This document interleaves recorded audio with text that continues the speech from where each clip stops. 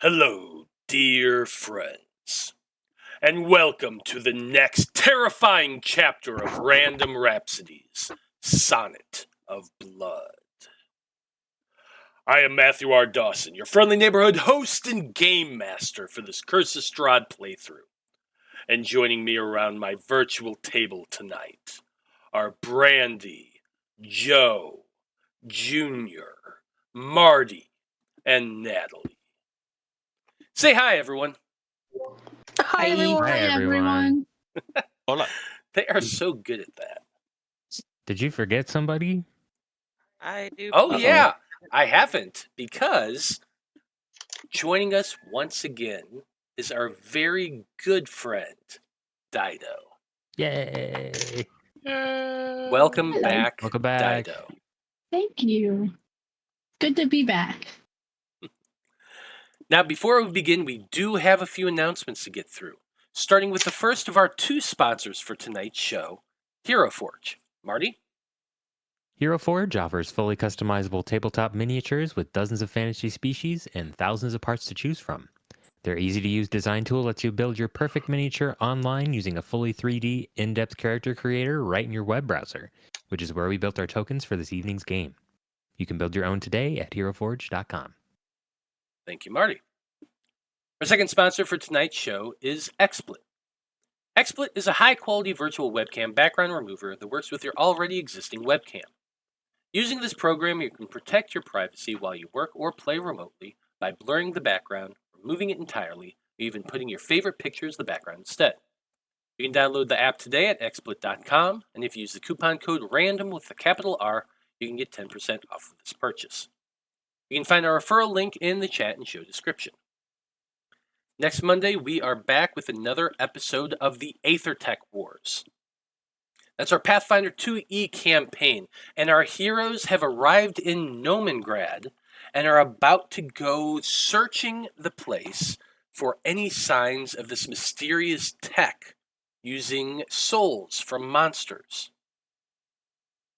Who knows what shenanigans they're going to get up to? Should be a lot of fun.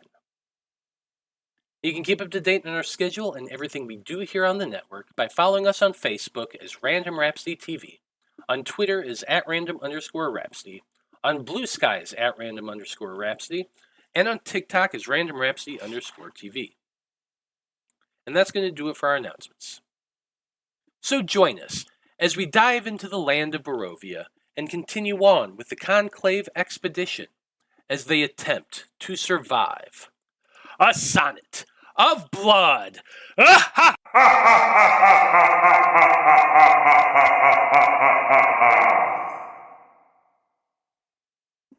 7.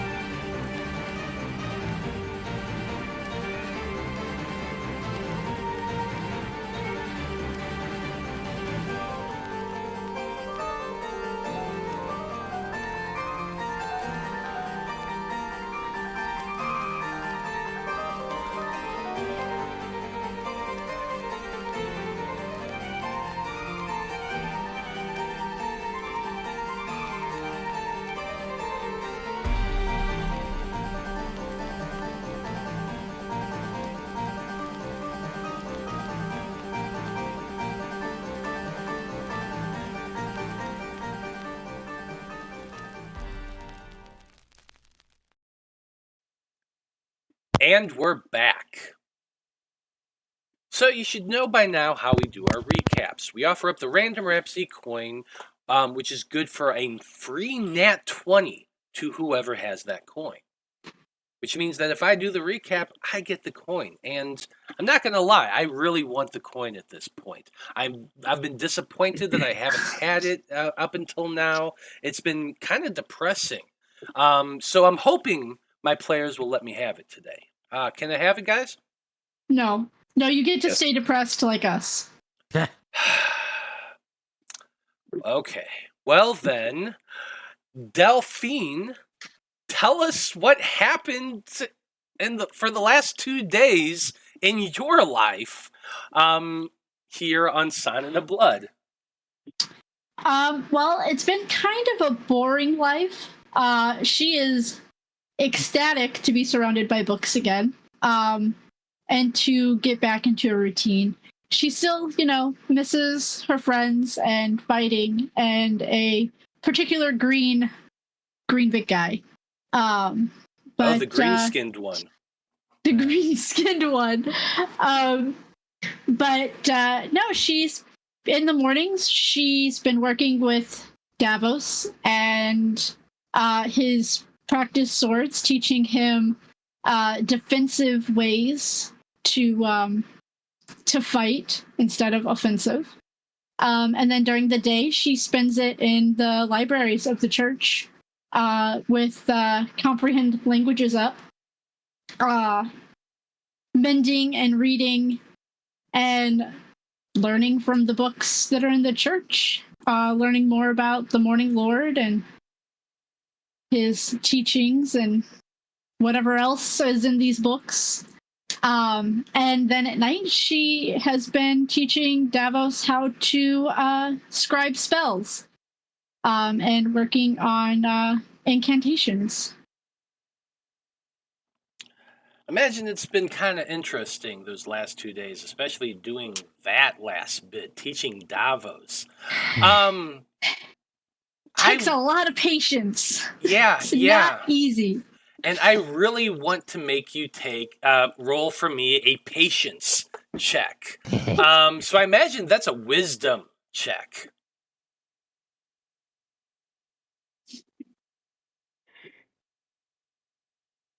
Wisdom check or a wisdom saving throw? Oh, no, I'll allow a saving throw. That does make sense. Oh, a natural 19. Wow. Well, with that 24, I'd say you're able to maintain your patience with Davos and try to get the kid to focus on learning how to scribe that incantation. It's gotten to be late in the evening. By the time you're done and you go, as you're sending off the kids to bed, something does kind of perk your ears, but we'll get to that. First of all, I should always, go ahead and give you the random Rhapsody coin. There you go. There you have it.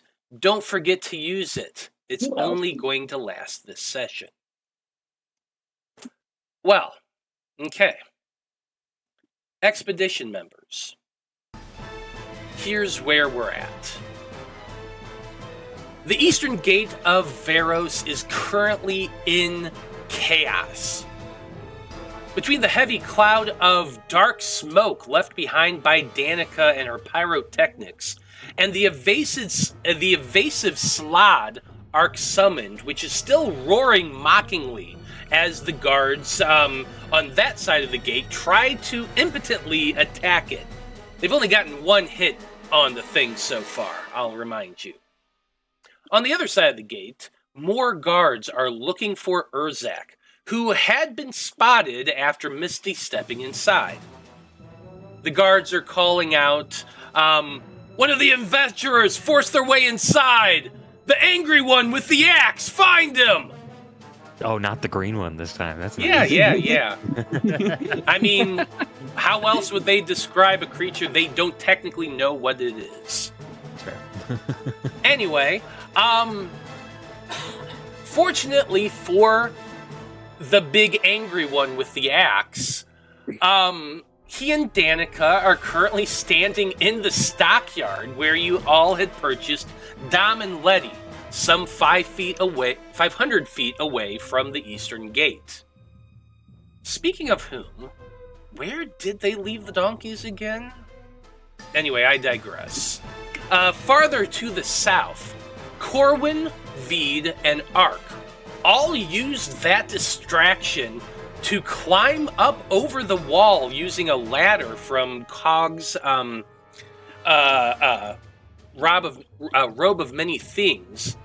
And now you're all heading north while keeping to the shadows between the buildings.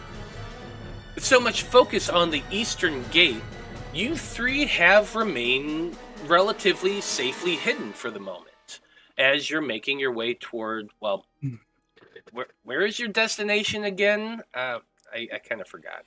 Anyway, so with that in mind, Delphine,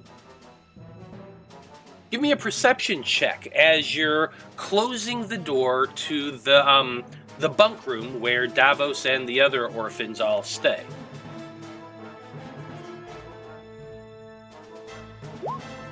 Uh, 16. So, your elf ears kind of just peek up a little bit, and you're listening. Is that the sound of a clanging bell? Ting, ting, ting, ting, ting, ting, ting, ting. It's kind of in the distance, but you can hear it. I'll take a step outside.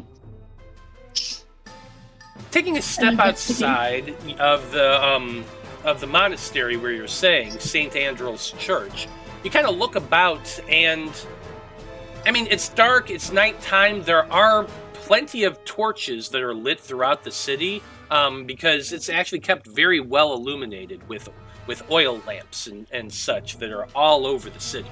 You can hear, you're listening, and you can hear, it's distant and indistinct, but it is definitely the sound of shouting, a sound of clamor, and that bell, king, king, which you've been here, you've been in Veros for a little while. It's what the guards use to call an alarm, a general alarm. Is there anybody walking by? You glance about, the street that you are on is a main thoroughfare. So yeah, there actually is some people walking by. And of course, Roll20 just crashed for me, so I'm going to load that up real quick. I'm just going to ask someone if they know what's going on.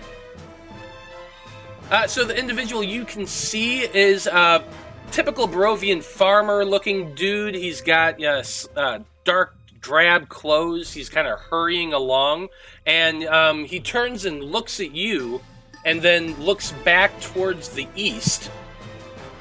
He calls out, "Some sort of attack! The guards are all being called to the east gate. I saw a big plume of smoke. I'm getting out of here." Hearing that there's an attack, Delphine's gonna go back in by where the kids are real quick.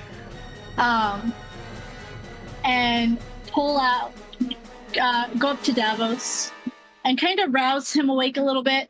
He's probably not asleep, but pretending to be asleep. Mm-hmm. He opens his eyes immediately and looks up at you. I'm going to slip him a piece of paper, which is not just an ordinary piece of paper. The last 2 days I've been working on a scroll of shield. Okay. And I'm going to tell him, now remember the lesson. You can't protect others unless you can protect yourself. This may not work, so only use it in an emergency. And I'm going to give him the Scroll of Shield. Okay. Which is one of the spells we've been practicing. Is it time for a battle? Probably not. But it's your job to keep the other two safe, remember? That's why we leave you here. You're the big one. Davos sits up in bed. Even though he's not, but he is. He's not, but he sits up in bed and kind of looks around to the others, including the two teenage children. He picks up his wooden practice sword that he has and he sits there on the bed, sits it down, point down on the ground, is kind of holding it by the pommel, and he says, "Don't worry. I will make sure that everybody is safe." Delphine just kind of nods because she's still not great with kids. Yeah, and make I'm me gonna a head persuasion check real quick. Persuasion. 8. That's exactly what he said. He's smiling. He's very proud. And then I will go in the direction of the clanging and the east gate. Okay. And start making your way towards the clanging and the east gate. It's really far away. You got quite a lot of feet between you and that sound, but you are heading in that direction. As the camera kind of just watches Delphine go running down the street into the dark of night, it kind of turns back towards Davos and the rest of the kids in that in the bunk room. And then because as soon as Delphine is out of sight, Davos turns to them and says, "Do we want to see what's going on?" Oh, fucking shit. Wait. This is good. Maybe he'll die and we won't deal with him anymore. We already don't have to deal with him anymore. Wow. We're done. We did it. We can leave him alone now. What is everyone's problem with this kid? Everybody turned on Cog so fast. Or Joe, actually. He is the Mitchell of this campaign. That means. Putting it there. Delphine is casting Mage Armor and That's what Joe Blade Song, thinks. just so she can go faster. Okay, casting haste on yourself, which lasts... No. No. Mage Armor. Oh, Mage Armor. Sorry, Mage Armor. My Blade Song lets me go faster. Gotcha. So there you go, casting Mage Armor yourself, you said you're going into your Blade Song mode? Yeah. And you're running down the street as quickly as you can. How long's that last? The Blade Song thingy.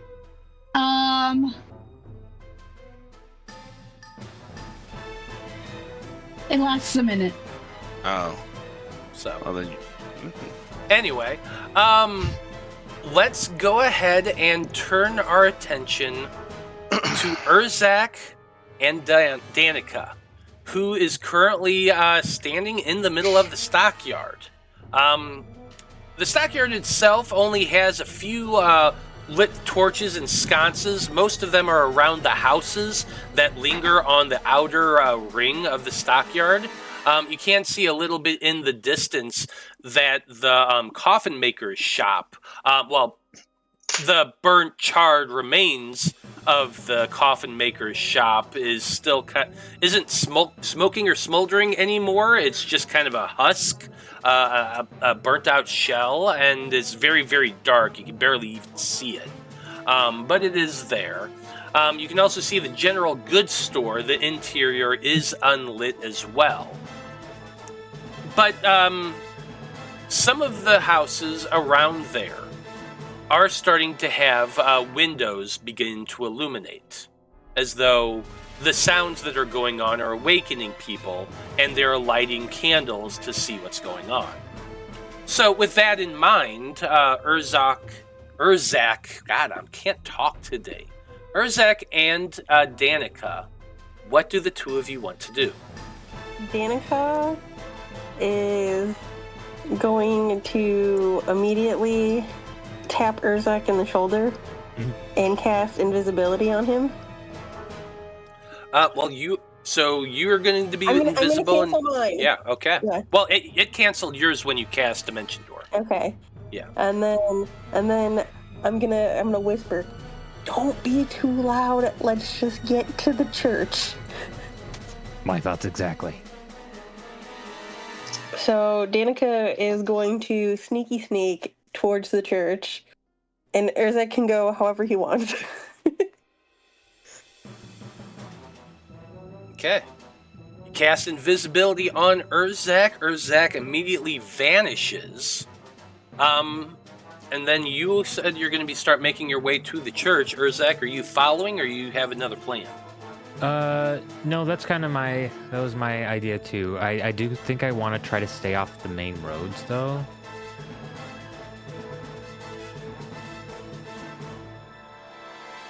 I don't know how advisable that is. And Cut through some yards and junk. Danika has I'm sorry to interrupt. No, I'm just thinking out loud. You're good. I think one of Danika's feats is city secret, so she can move twice as fast throughout the city. Yeah, and this is a city that you are somewhat familiar with. You have been hanging out here for almost a week now, kind of, sort of, or at least in parts. So, you have traveled through here quite a bit. You are familiar with the area. So my question to you is: Are you going along with Urzak, keeping like away from the main roads? Or are you just kind of weaving through there, like the feet kind of, or not the feet, but the background feature kind of suggests? I'm kind of following behind Urzak, making sure nothing happens to him. Okay, so you kind of grab Urzak's invisible hand, and the two of you are starting to make your way through the town, weaving around the back areas and through buildings and such. Give me a stealth check, the both of you. Urzak, since you are invisible, you do have advantage on this check. And Danika, you also have advantage because you wear your boots. Oh, I got a 26. I got a 12.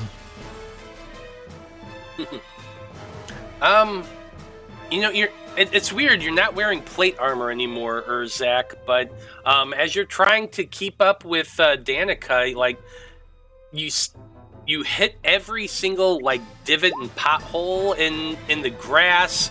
You kind of groan a couple times. You're not as stealthy as Danika, who's basically like damn near invisible herself. But you are keeping to the back roads. So you begin making your way to the west, heading towards the church. Danika's gonna like whisper to him to give him bardic inspiration, and she's gonna go, "You got this, Urzak. You can make it." Well, now you got a bardic inspiration for the next time you need to make a roll. Great. Let's turn our attention now to well, Ark, you were Vide and Corwan had all climbed over the fence and made it to the other side, and then had to hide because some more guards were running down the wall, heading towards the gate. You all successfully hid and are managing to just watch for a moment. No notice seems to be taken of your group as you make your way past. So my question is, where are the three of you headed? I mean, we'd be going towards, the church. That's where we, at least, getting in that direction. I mean, if the town's not completely gone to sleep, we might be able to find somewhere else to hide out, but the church is going to be Cog's first place of port of call. Okay, so that's where Cog's heading. Vide, Ark? Yeah, I probably would start heading towards the church as well. Are we all together in a group? Sorry, it's in a grand slam. I'm trying not to scream. Love the Mets, baby. Sorry. Why not? Anyway, Vide and Ark, it sounded like the both of you are saying that you're all staying together. So I need the three of you to That'd make... be best, yeah. And I need the three I was wondering if we were together, but... So you are? Yeah, if we... Yeah. I didn't know if we were together at the start of this or not. Oh, yeah, we're like in bushes, kind of brush. Yeah. Okay, so I need the three of you to make stealth checks as well. Before I guess we would start out, Cog would look at his new wizardy friend and be like, can you make me quieter? And then he'll just kind of like dance a little bit back and forth and like clink, clink, clink, clink. He's like, if you can make me quiet. No, Great. I don't have Path Without Trace either. I mean, our Delphine can make people like invisible, I think. Can you not do that? The education in these institutions is very lacking, and he's just gonna kind of like turn away from you and just be like, God, what are they teaching these kids in school? I give Cognite Dark Vision. Lightning crackles in their fingertips for a second. Yeah, because that's what we want to hear. You know what comes with lightning? And just Thunder. and then they just continue. They walk with them. They're just like. Ark goes, I don't have Thunderwave. I would, I guess, if you would allow, he would be like psyching himself up and doing guidance on himself if you'd allow me to do that. Yeah, that's fine. Oh shit! Sorry, 4. I clicked twice, but that's a 16 for Cog. Oh wow! Oh, we're doing great, guys. Surprisingly, the stealthiest of the 3. Oh no! And he's a ball of metal, essentially, with his scale mail on. We're doing great, guys. Yeah, I'm I gonna gotta say. What's that? Go ahead. Mine was a 9 because I'm using knowledge from a past life to boost it a little bit. Okay, so Vide and Arko both got 9s, and Corwan got a 16. That's hilarious. So here's what happens: is that as you're all making your way to the west, you pass through the stockyard.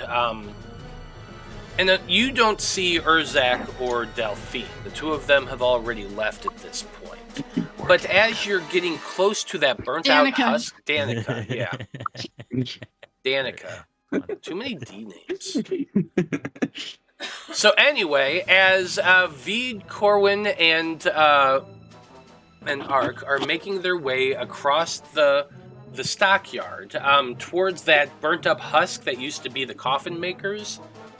The building directly to the south of that, the door opens up. The interior is softly lit. The guy is holding a lantern in his hand, and he opens the door and looks around just as the 3 of you are starting to make your way across. Now, Corwan, you are kind of short and you're ducked down a little bit, and you, as you see that door open, you kind of scurry towards a nearby wagon that just happened to be close by, and duck down by the wheel. You aren't seen, but Vide and Ark are. The man is human, of course, as most Barovians are. They have a big bushy beard. They are wearing just like a nightshirt. And they're holding that lantern, and they're like, "Oh, what's going on out there?" Okay. What's all these things? Speed. That was Speed choice.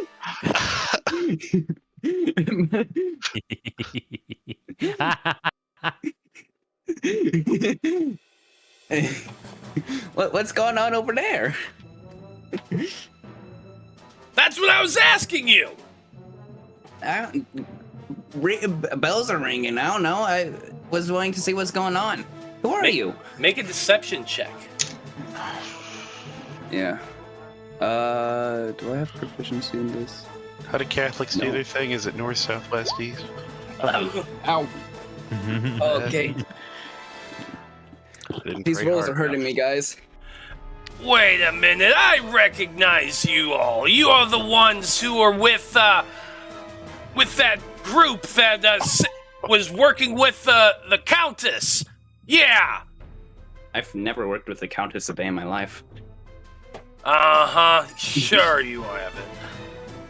I haven't. I've been here like, what, a day now?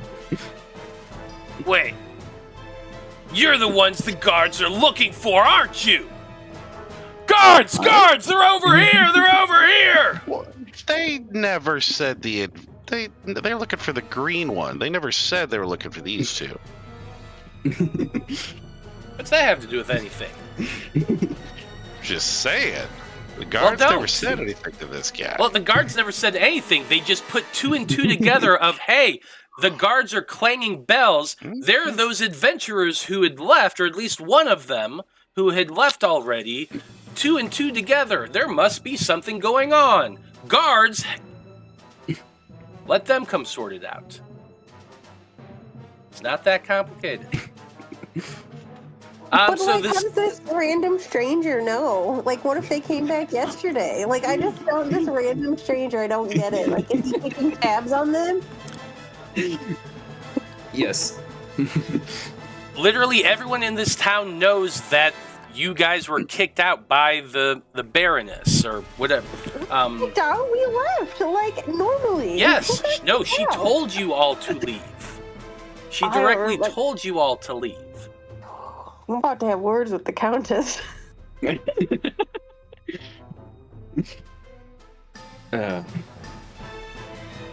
well, technically she's not the one who said it. Ernst is the one who said it, but yeah.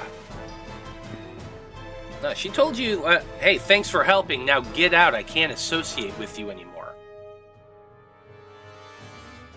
And then the guards told you not to come in, or that you couldn't come in until the morning, so...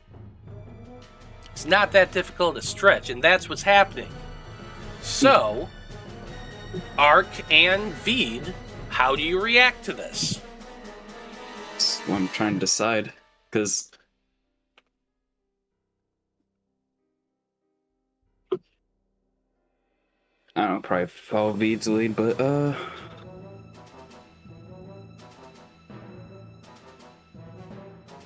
mean,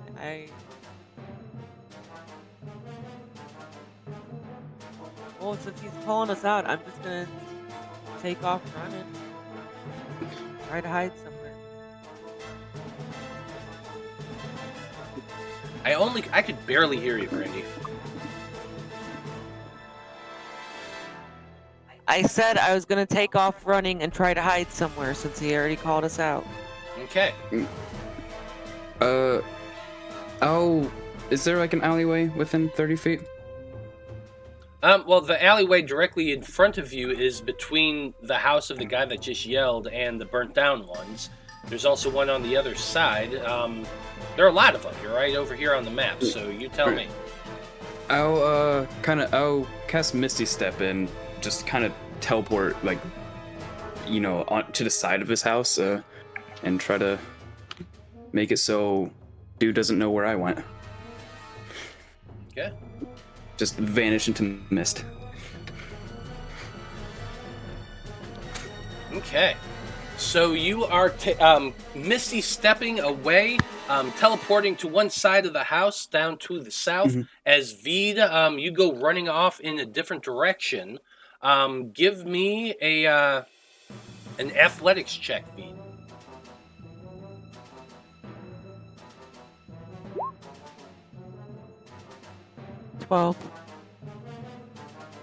Roll 20 keeps crashing for me. 12 is okay. You just start running off, and you're heading to the west on the other side of the house as the guy is still yelling, "Guards! Guards! I think guards! Guards! Guards!" Give me a stealth check, the both of you. Okay. This time I'm going to use my Kenku recall to have advantage. Okay. I got nat 20 for 23. Nice. I got 24 without a nat 20.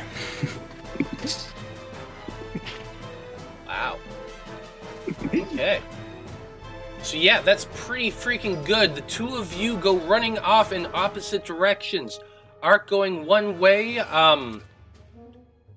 Vide going the other, while Corwan, you're still hidden there underneath the wagon.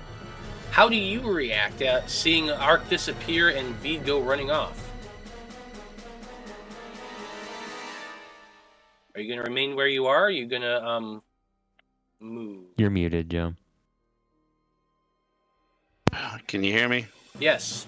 All right, now because I was just like, I'm not muted. I don't know why you couldn't hear me before.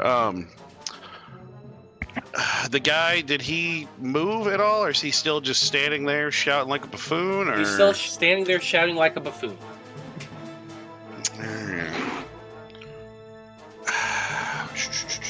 And I guess where the wagon is it like, is it like towards the alleyway, or exactly where is it sitting in relation to the gentleman that's shouting? Do you see the building right here? Let me zoom in real quick.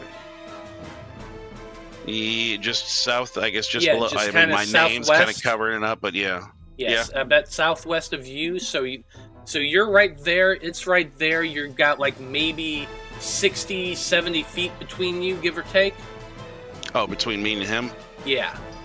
All right, so... Yeah, not about... You said others were coming 75. out in town, so we're probably still a little dark around the area of where I'm at. Oh, so... yeah, it is definitely dark All right. around. That's why you got that 16. Okay, then I think what he'll do is he's going to kind of make his way, not getting any closer to the guy, but he wants to kind of keep going around, and I guess kind of make between these two buildings. Mm-hmm. So he's going to walk away to increase the distance even further. Hopefully, this guy doesn't have like 120 dark vision. He can move away from him. And yeah, he will do that. While they're causing all the noise going the other way, he's going to still kind of go in that direction, but he's not following exactly where they're going. Okay. Give me a stealth check, please. Yeah, and he'll just kind of like tap himself. He's like, all right, Corwan, we can do this. He's guiding himself. That's 12. 12. Okay. Good news is that, the guy has the lantern and is just kind of holding it up. He's called a few more times for the guards, but doesn't seem to make any reaction as you creep away in the darkness around that the wagon and over to the alleyway to the northwest. It's like, I am the darkness. That's what he's thinking to himself. It's like, I am the night.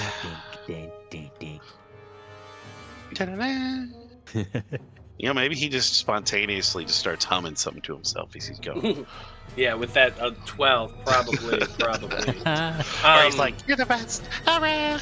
He's just gently singing to himself. Just please, just punch. Delphine,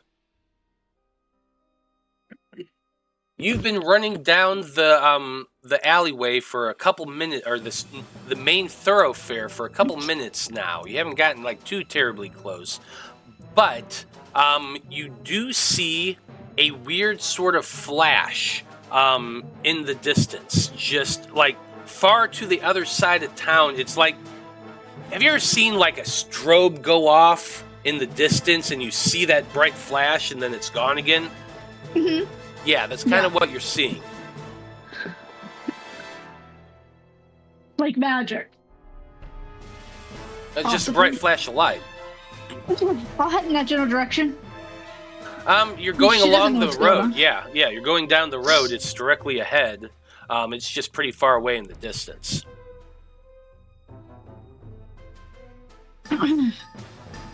Yeah, I'm still just heading in that direction. I have no idea what's going on. Absolutely. I'll try and stop somebody else if it looks like they're coming from that direction, but Not really. It is late at night. There aren't a whole lot of people out right now. Most of the time, like, you're seeing people, like, lights are starting to come on a little bit in different houses. Like, the sounds are drawing commotion a little bit. Urzak and Danika, the two of you are getting to the point where you can see the town marketplace up ahead. You've been weaving through those buildings a little bit. I assume you're still heading to the church. Are you going to make your way through the marketplace itself? Or are you going to continue to stay, like, in between buildings and that sort of thing? What do you want to do, Urzak? Can I make like a perception check to see if there's like a bunch of, like, what the guard presence here is right now? Yeah, go for a perception check.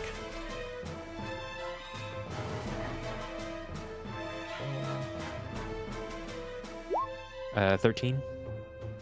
Glancing about, you do not see any guards. You can still hear the clanging and the shouts from farther behind you, but you don't see any guards in this immediate vicinity. Okay. Let's just make our way. Yeah, let's make our way through here. It's kind of the easiest. I'm invisible, so don't need to worry too much about being in the open. Let's go. I'm gonna just be stealthily. Yep. Stealth checks with advantage, both of you. Stealth check. 17. 19. Very nice. You're making your way around, and you get pretty far ahead, actually. Over the span of the next 5 or so minutes, you're just kind of weaving your way through, ducking down, hurrying as quickly as you can around buildings and such. Ark, you you have been sneaking away, and you're reaching somewhat close to the southern gate leading out of Veros.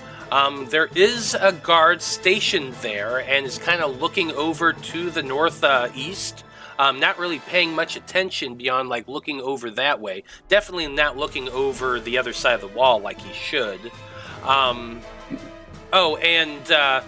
That your spell, you just lost concentration on it.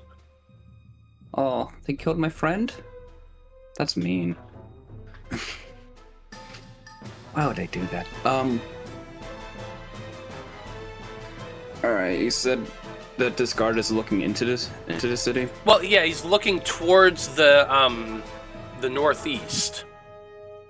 Like towards where the commotion is.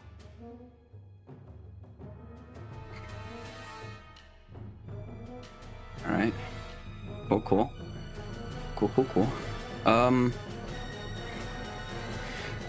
Can I try to minor illusion behind him, like outside the gate, to make it sound like a rock gets kicked?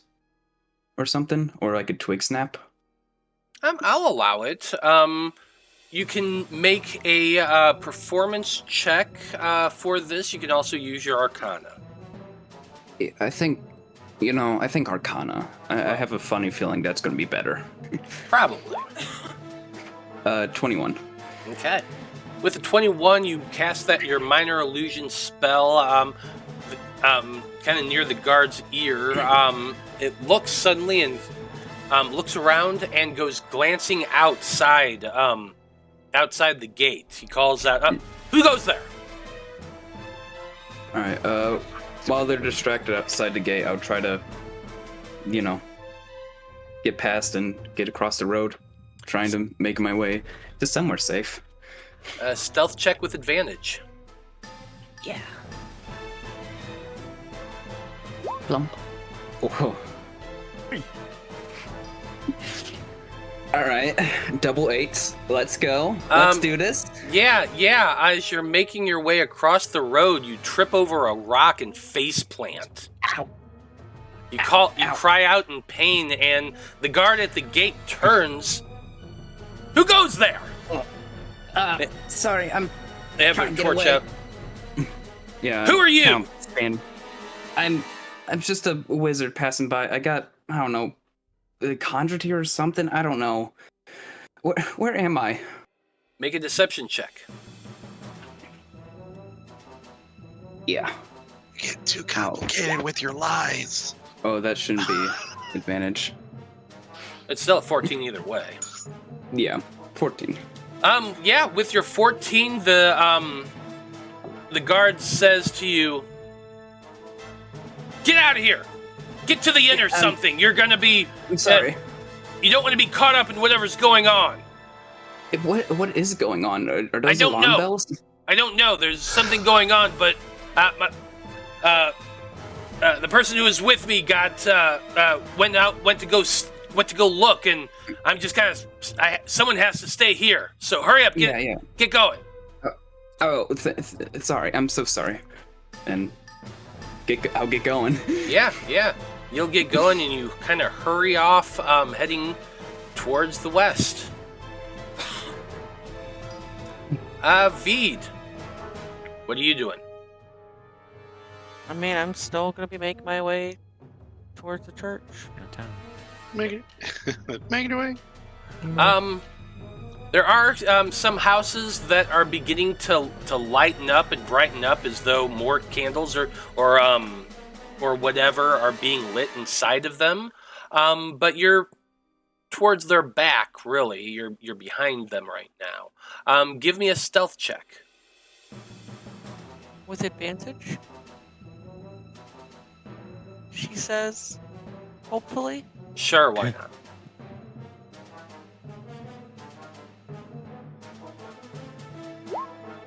$16. Okay. Yeah, with your 16, you're able to continue making your way more towards the northwest, heading in towards this the church. You get to a point where you can see that you're near the marketplace, and you have to decide, really, are you going to stay behind the buildings and go around the marketplace, or are you going to cut across?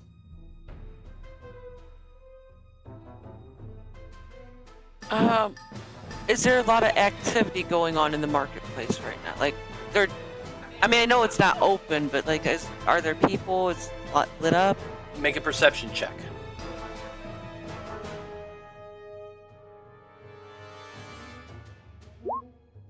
$26. Casting your eyes about, although there are some like the lit torches that are throughout the city, you don't see anybody actually in the area.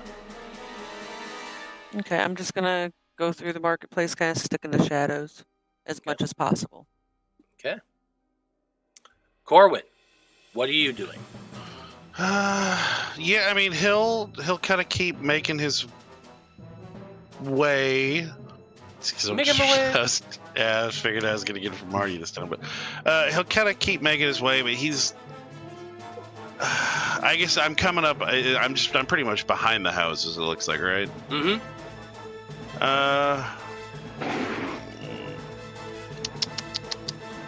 And the inn is what building? Is it Up This here. one. I guess the church. All right, so the inn's there, and the church is even further north, or is that the N1? N1 is the church. Yeah.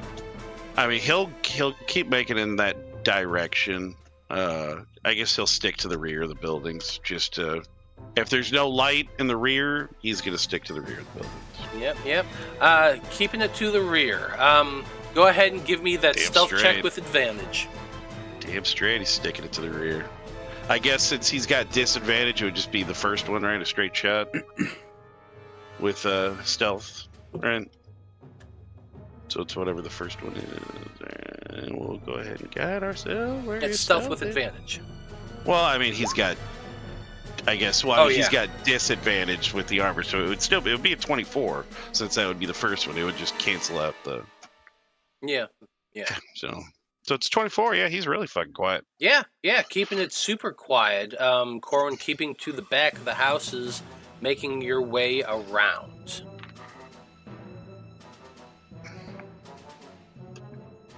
Dun, dun, dun, dun, dun, dun, dun. Delphine, you Getting real are low. actually, after about a few minutes, you are getting close to the inn. Where the Marikovs actually were staying at, that the Marikovs owned. It is completely dark as you're running by it. There are no signs of light whatsoever. Now, you haven't really been there in the last few days. You've been staying to the church. So you don't know if they're like sleeping or whatnot.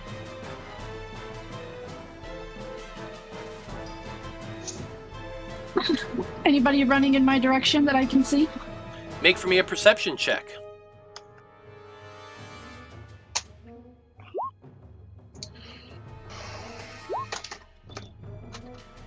Uh, 16. Glancing about with your 16, you would see Danika. Well, actually, no. Danika had a pretty high stealth right now, so I don't feel like you Danika would is have. invisible?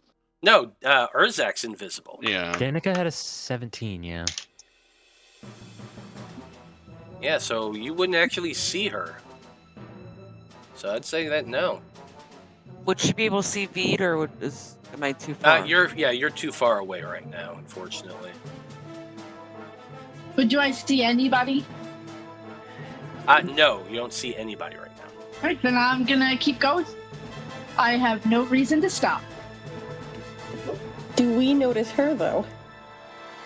That's an interesting question. I would say that you might be able to. What is the 2 of your passive perception? 10. I don't know. How do I tell what mine is? It says on your character sheet. Wisdom plus 10. Wisdom plus 10. It's underneath the list of skills. Is it?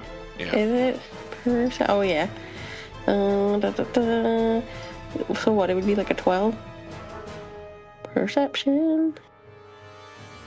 Which is a 2.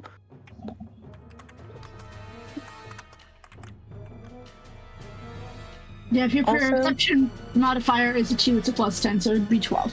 Okay.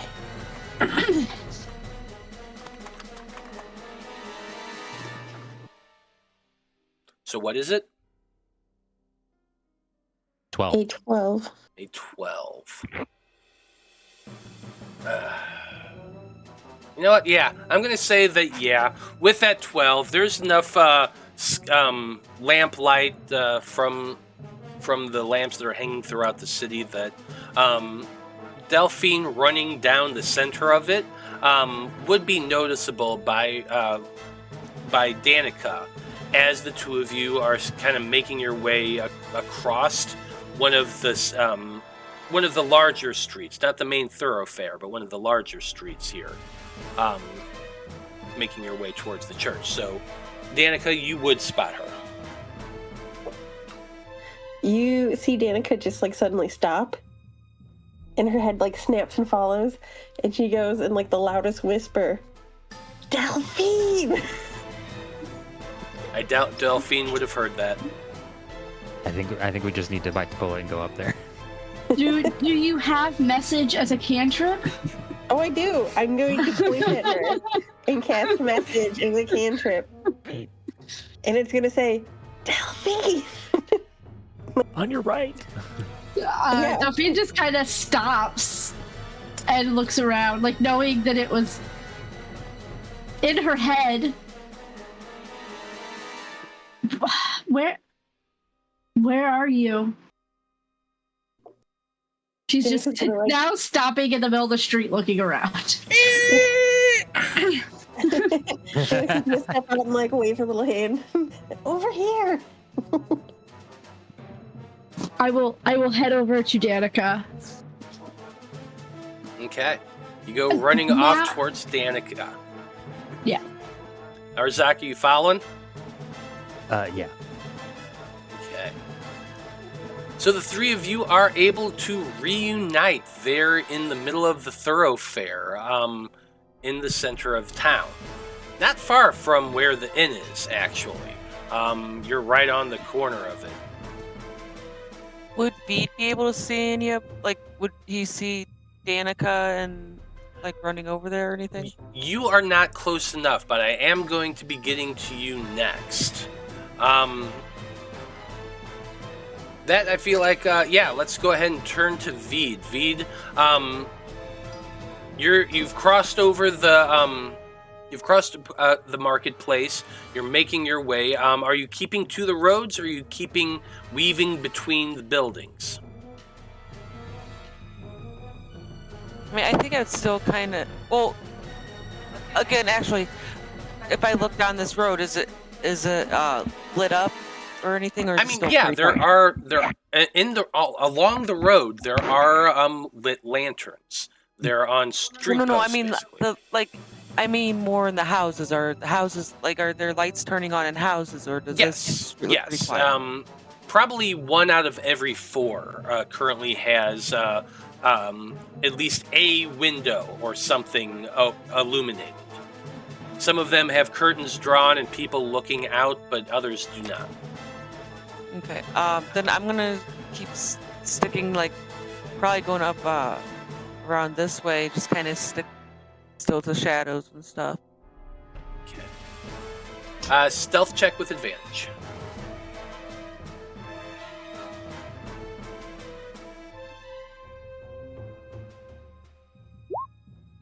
$13. Okay. With that 13, you're kind of making your way, weaving along behind these buildings. You are being a little more loud than you mean to. Like at one point, there's a fence you kind of have to climb over. It's not too high, but it's a little bit weird to climb over that. And you do make a little noise there. Fortunately, focus seems to be on the front of people's houses, and nobody really notices. You would probably get to this point and see between the buildings that Delphine, Urzak, and Danika, well, actually, just you wouldn't see Urzak, just Delphine and Danika are standing in the middle of the road. Okay, then when I see that, then I'll meet up with them. Corwan, next stealth check from you.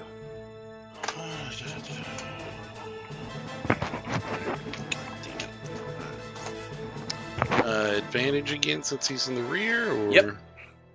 He lives in the rear. Hey, relax. Hey, he's just living his truth, baby. Hey. Ooh, it's only a 12. Okay. Fortunately, likewise, you are able to make your way a little bit. You're keeping to the shadows. You're keeping quiet. Luckily, most of the focus seems to be on the east. And as you get to the marketplace, you would equally find it deserted. Although more buildings are starting to be illuminated. 1 in every 3, let's say.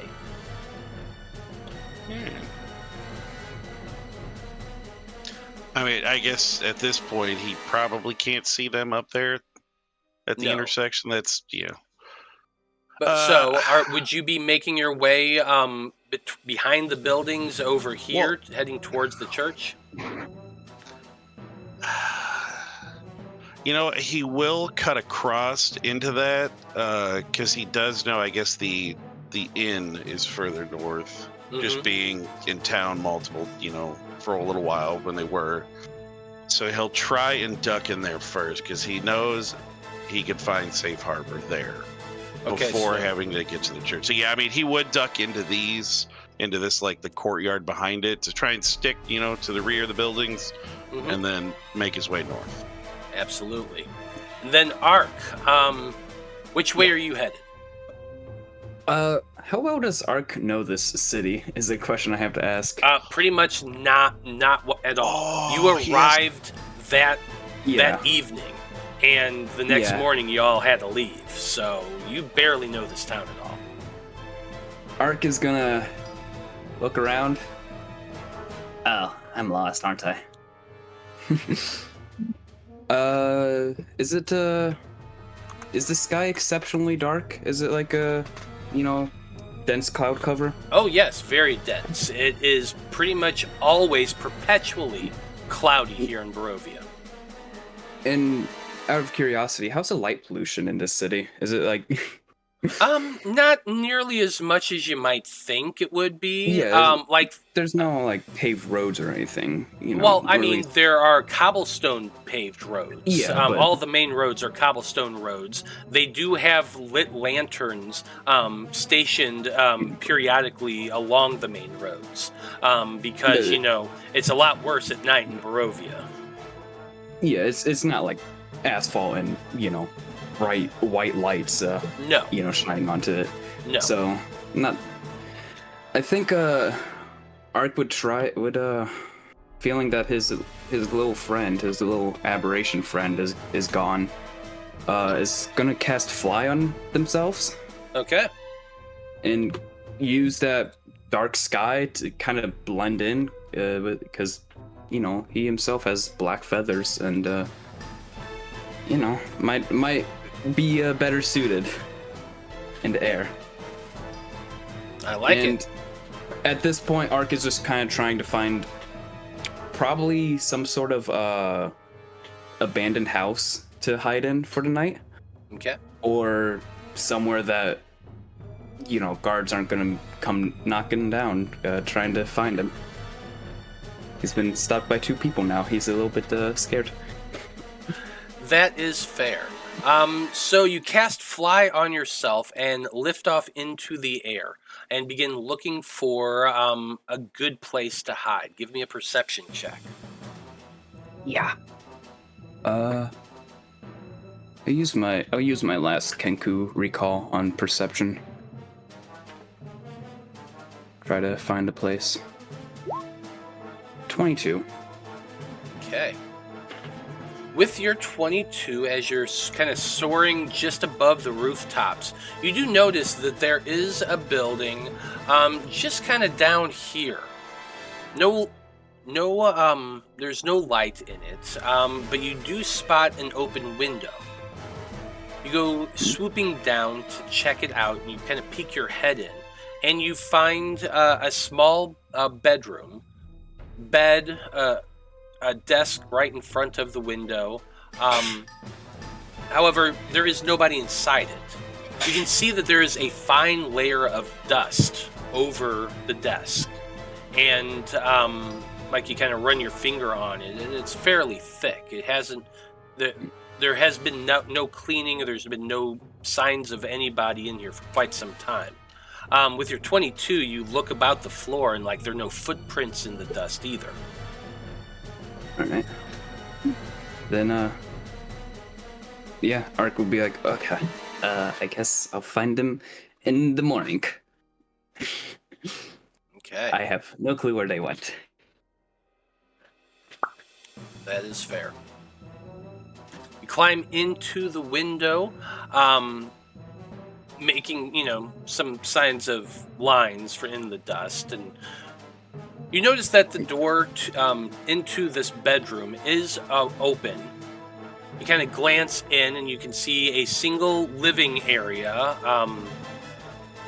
There's a small kitchenette. It's little more than like a stone fireplace with an iron rod through it, and a table next to it with a couple chairs. The front door is closed. You do see, and the windows in the front are closed as well. But with your 22, you kind of glance about, and from what you can tell, nobody's been in here for quite some time. I'll close the bedroom door and try to find some sort of furniture to move in front of it. If it opens into the bedroom, at least. If it opens out, then that wouldn't really help much. Okay. It does open in. Most doors open in, and so there you can push that bed against the door if you want to, or the bookshelf, or not the bookshelf, but the dresser. There's a bed and a dresser, or not dresser. Sorry, desk. I called it a desk. So it's a bed and a desk. You can push either one of those if you want to. Probably the desk. It'd probably be lighter, and Ark is not very strong at all. Oh, actually, stronger than average now that I look at his strength. Give me a strength check, or an athletics check. Yeah, athletics. Oh. I thought that shouldn't be an advantage either, but I thought I had proficiency for a second, but that's Arcana. Yeah. But still. Funny. Yeah, 18. Yeah, with an 18, you are able to easily push the desk across the room and push it up against the door.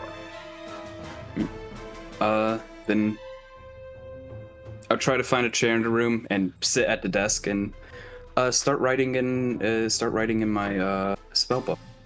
Okay, well, we'll get back to you on that here. Yeah. Delphine and Danika, the two of you are standing in the middle of the road looking about. Urzak is with you, albeit invisible, and Vide is crouching in a alleyway, not far from the three of them, two of them being visible. but the four of you are there together. What are you going to do? As I approach Danika, I'll be like, Danika, where's Urzak? Where are the others? Are you the reason that there's such a ruckus in the city tonight? She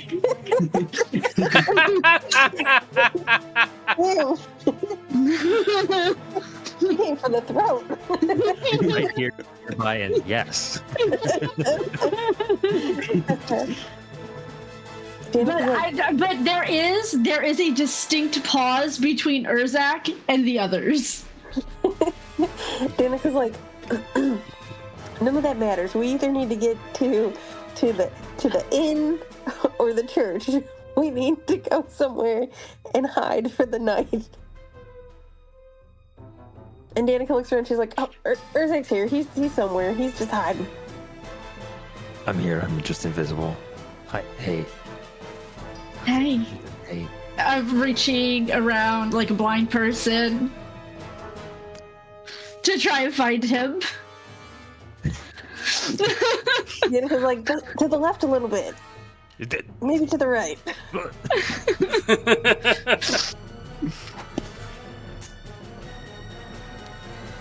I suppose you'd eventually find him. I just pat him down to make sure he's got all of his limbs.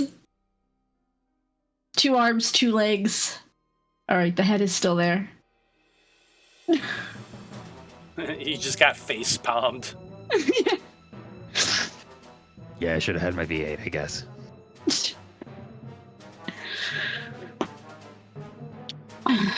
So where are you doing?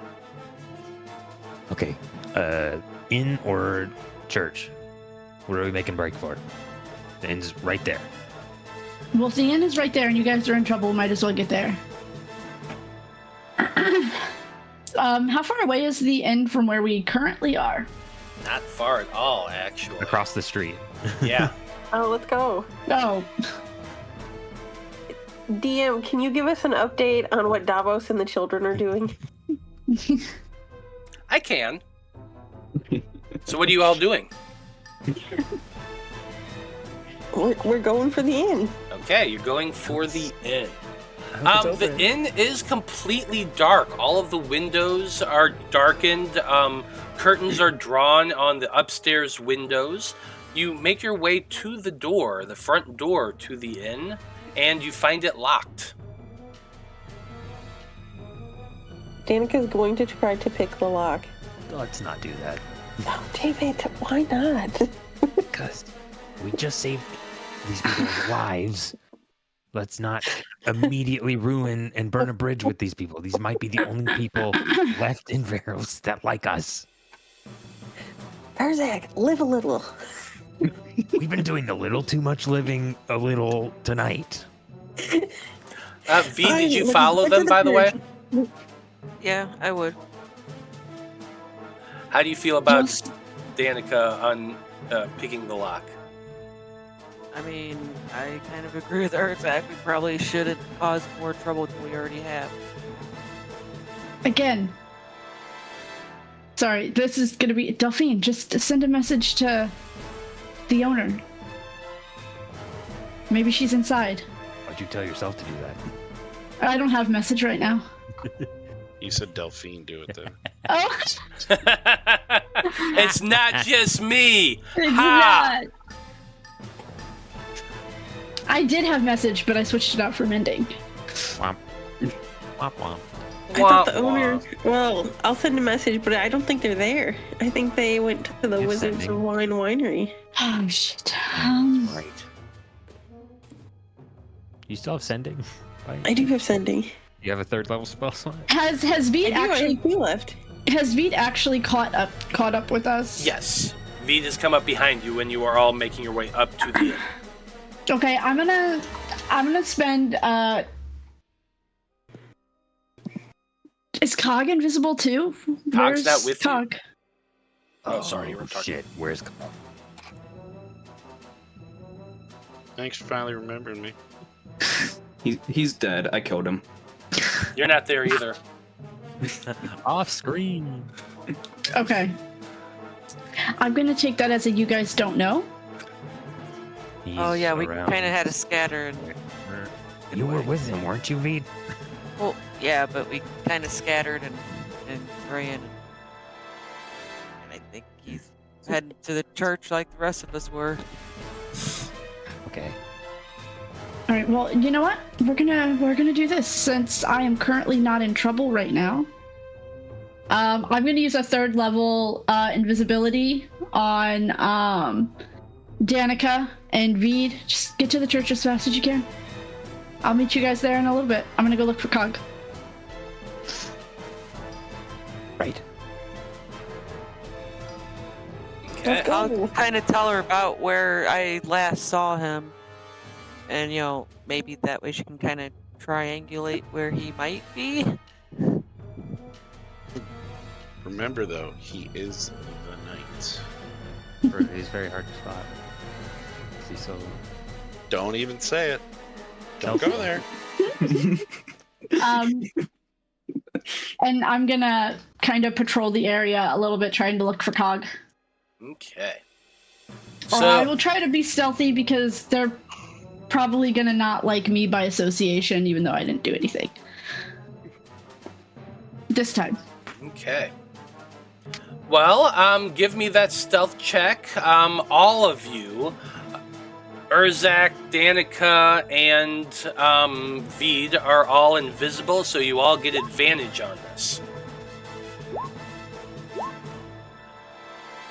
I will use that bardic inspiration that Danika gave me earlier. I believe Okay. it's a D8, correct? Yes, it's a D8. Okay. Great. That makes my total 19. 19. Okay. And I got a 24. Nice. 16. Vide, what'd you get? 18. 18. Very nice. So all of you are pretty damn stealthy. 3 of you invisible, running as fast as you can towards the church, while Delphine begins to kind of make their way around looking for Cog. Cog, what are you up to? He would just keep making his way slightly north towards the inn. Okay. Give me that stealth check, Cog.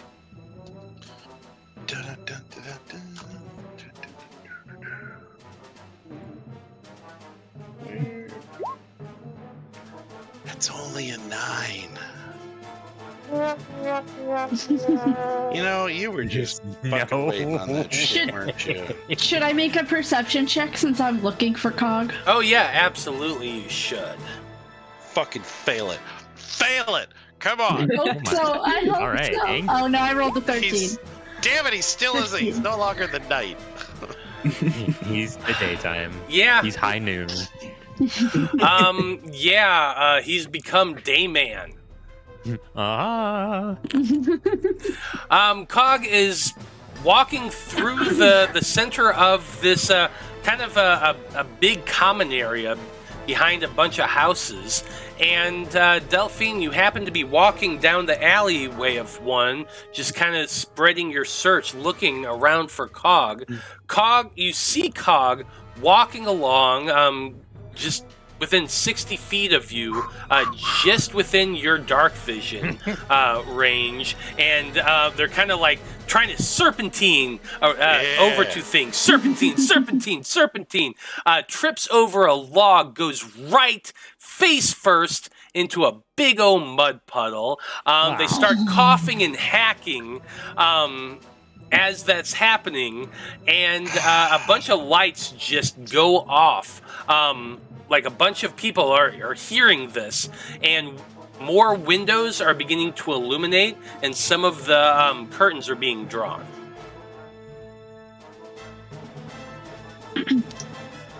Cog. I'm gonna put my hand out to help him up. Oh, The inn is locked. Delphine. I know. Well, I didn't expect they would be back yet. We did free her husband, and they flew off. We could hide in there. I mean, they won't mind.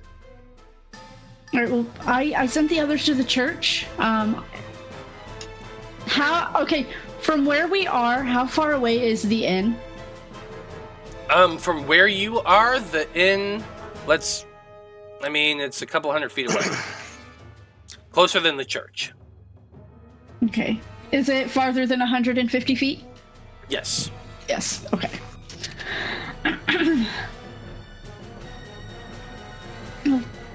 Let's get to the end. We can get inside. You're hearing people yell out their window, "Who's out there?"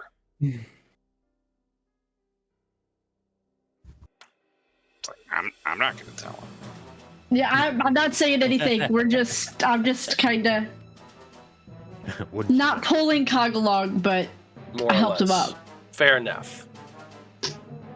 Fair enough. The two of you are just straight up running to get away from this. Hey! I saw movement! Somebody's out there! Who's out there? You're hearing shouts like that. But you are able to get away and start making your way to the church. Now... We're going to the inn. Oh, to the inn? My bad. To the inn. Yeah. So the two of you are running up towards the inn. As these shouts are going off, give me stealth checks, both of you, as you cross the main thoroughfare of the city. That was almost a natural 1. It's 22. 14. 14 and a 22. The two of you cross the road, scurrying over to the inn, keeping down, keeping low. No sign of anybody nearby. You can still hear the clanging of the bell far in the distance. It does seem like it still sounds like it's around the eastern gate area. This is not going to be the most pleasant. Do you trust me? Well, of course, my dear. I'm going to vortex warp him inside.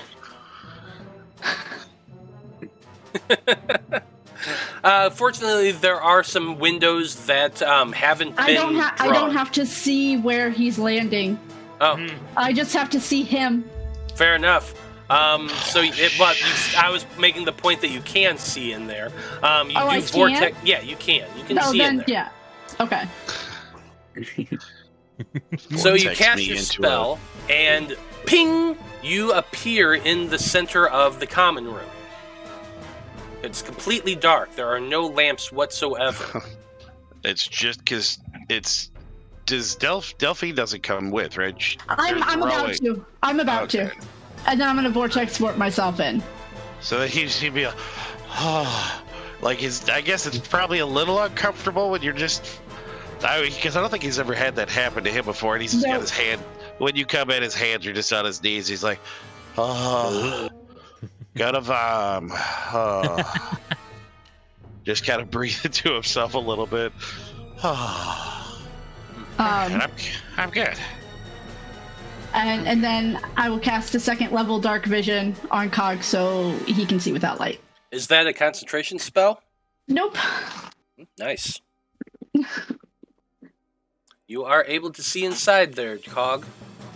Utility, baby. You'd be like, wait a minute, I could have sworn it was just nighttime. Now it's just all weird shades of gray. The two of you are now inside the inn.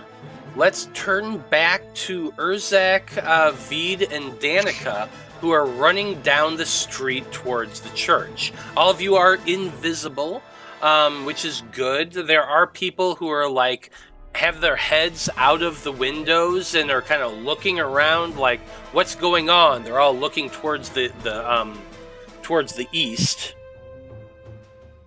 But nobody can see you. Vide, what's your passive perception? I know what the other twos are. That would be a 17. Damn. With your 17, as you get to, you can see the church in the distance. It's probably only a couple hundred feet away from you at this point. But as you're kind of running along, you happen to glance towards one of those side buildings near the church, and you see 4 shadows creeping along behind one of the buildings.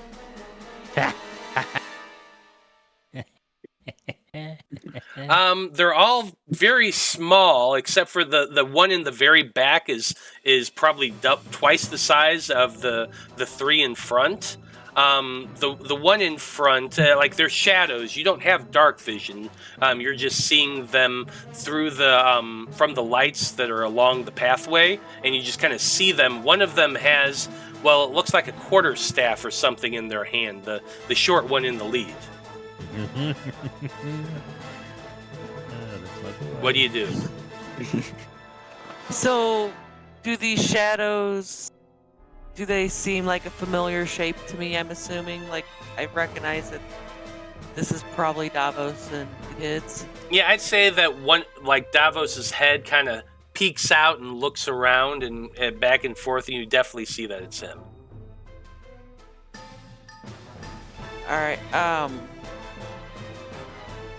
might yell out, "Hey, kids, it's not safe out here. We gotta get back in the church."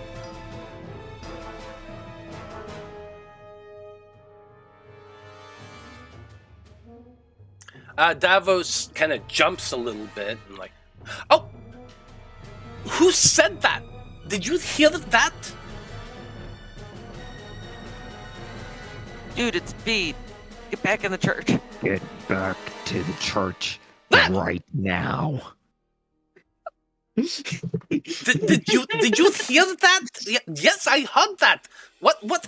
Oh my, Zach, Right. are you here? Now. Make an intimidation check, Urzak. Can that be an advantage? Because we are invisible, so this is a disembodied voice Yeah, telling these kids. absolutely. You can have advantage on this roll. Fantastic. That is a 17. Yeah, with your 17, the kids all kind of jump. You recognize the tall one as one of the kids that work with Father Lucian. All of them just jump and turn and go running back to the church as quickly as they can.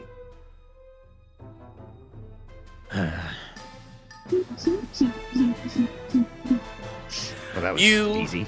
Yeah, I imagine you kind of just shake your head a little bit.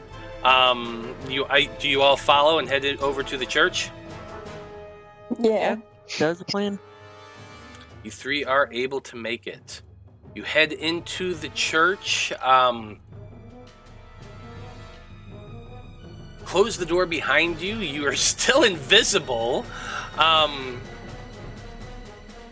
And like the kids just kind of go yelling, Father Lucian! We heard the voices of Urzak and Vide. They're yelling at us. It was so scary. Father Lucian! And you see the father come running out, and he's like all confused. And yeah, there's a lot going on with that right now. So that's the scene you're seeing.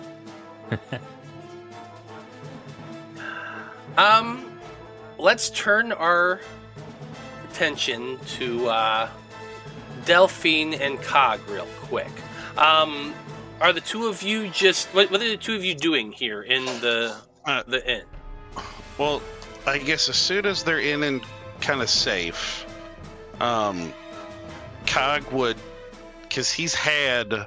Well, I guess it'd be kind of deep, so he won't pull... Because he's got the bodies in... Because I guess remember we were cleaning out the portable hole as much as we could, so he has Ismark and Irina in there.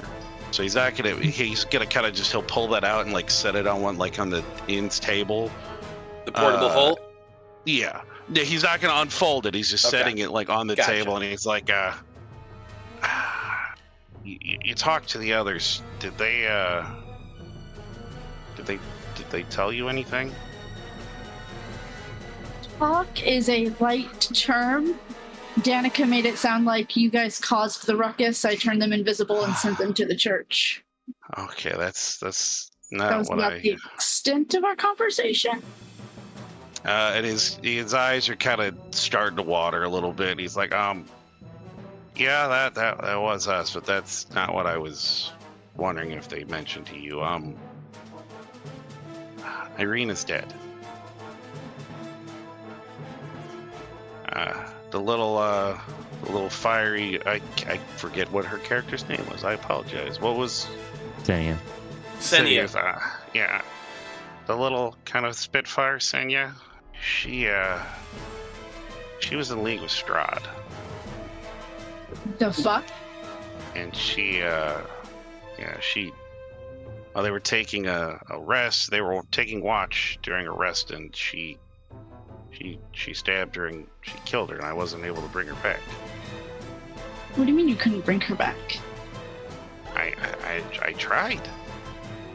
The diamond. We had a diamond. We found one. Baba Lesig is dead too. I know that's good news. Yay. Oh, the last tag is good, but that's... I tried using the diamond we found, and the spell should have worked. Like, it ate part of the diamond. But she didn't come back.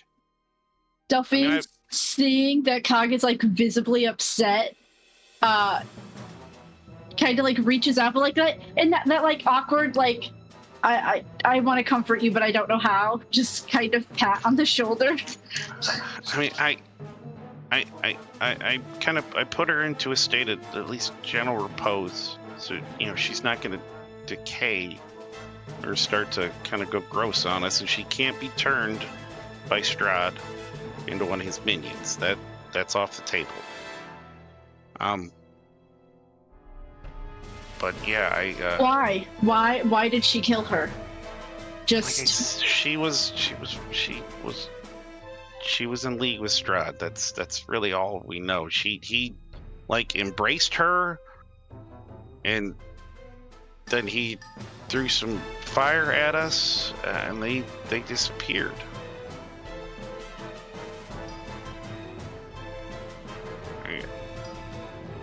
I couldn't protect her. I'm sorry.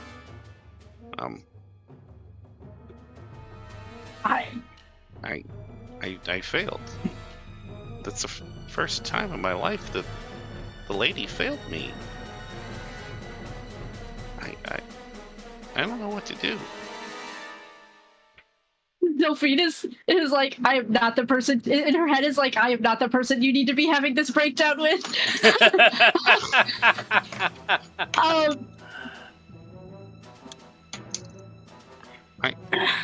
We're gonna get her to that abbey. I don't have the magic to save her. I'm not strong enough yet. Maybe the father. I don't know what kind of magic he might have. I think we have the components to do it. It's magic I don't possess right now. And I'm sure the keep saying there's some powerful people at this abbey, and maybe they can do it there. But right now I can't do it. Wow. And it looks like we have a goal. Yeah, I suppose. We'll get you to the abbey. We have to get out of here too first. I don't know Give me a exactly. I don't know exactly what happened. I mean, I was kind of going one way. They decided to go the other way. I heard, I guess he's the captain of the guard, shouting, "There's the green one.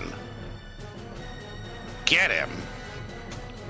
Then there was like fireworky stuff going off, which I'm assuming was Danika, because she disappeared as well. Okay. I don't know. And you said you saw the others. You saw Vide. Yeah, Vide. Okay. We convened at the inn here. I saw Danika. Well, Danika saw me. Good. Vide caught up, and I sent them to the church. I turned them all invisible and just told them to get to the church. Have you seen the little bird boy, Ark? Did you? I haven't seen a bird. I guess he's bigger than Cog, so I shouldn't say little bird boy. Did you? Your character met him, right? Yeah, briefly. Okay. Briefly. Okay. For the fire. Yeah, he's here with us somewhere as well. He seems to be genuinely a good. I know person's not the right word. That's Being. even bring. There we go. Creature, being, yes, sentient creature. Person. You're not a. What? Are we gonna? Hang on. Are we gonna? Whoa. Are we gonna do Whoa, hey, we semantics gotta here? go to break. We gotta go to break. Having a heartfelt moment here. Getting all over it, Not a Matthew. person, but whatever yeah, kind of being. He seems he's been very helpful. I don't think he's in league with Strahd is the same that Ksenia was. But we have to find him. I mean, we don't belong here, but he just got here. We can't abandon the kid. But yeah, let's get to the church. He's been there before. Hopefully, he can remember how to get there. Okay. Yeah. We did save the Martikovs, though. That's another good thing. Good. You know what? In this place, as much bad as there's been, and from the readings that I've done of the Morning Lord, which is he's a good guy, yeah. He's not the Lady Undala, but he's a good deity. Yeah, he's a very good one. It's good to focus on the successes I got and some the books. failures. I do have some books for you to read. We got some information about Strahd that might help. So maybe, I don't know. Maybe we can, yeah, I don't know. I would really like to kill that guy. Yeah, I would as well. I mean, I really want to talk to him and interview him for I don't know, a couple months to really learn everything about him, and then we can kill him. I mean, Couple months. Sorry.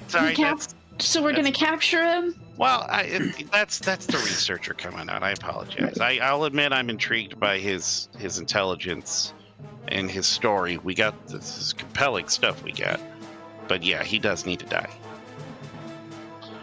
Well, I will spend more time on this Taroka reading and the maps and see if I can figure out more possible places where these things that are supposed to help us are. About how long have we been in this inn? Well, long enough for me to say it's about time for break. So, why don't we go ahead and pause here? You've been in there for probably a good 45 to 50 minutes. It's almost going to be an hour, so by the time we get back, we will we're going to rejoin our heroes as everyone reconvenes at the church. Mm-hmm. Stay tuned, everybody.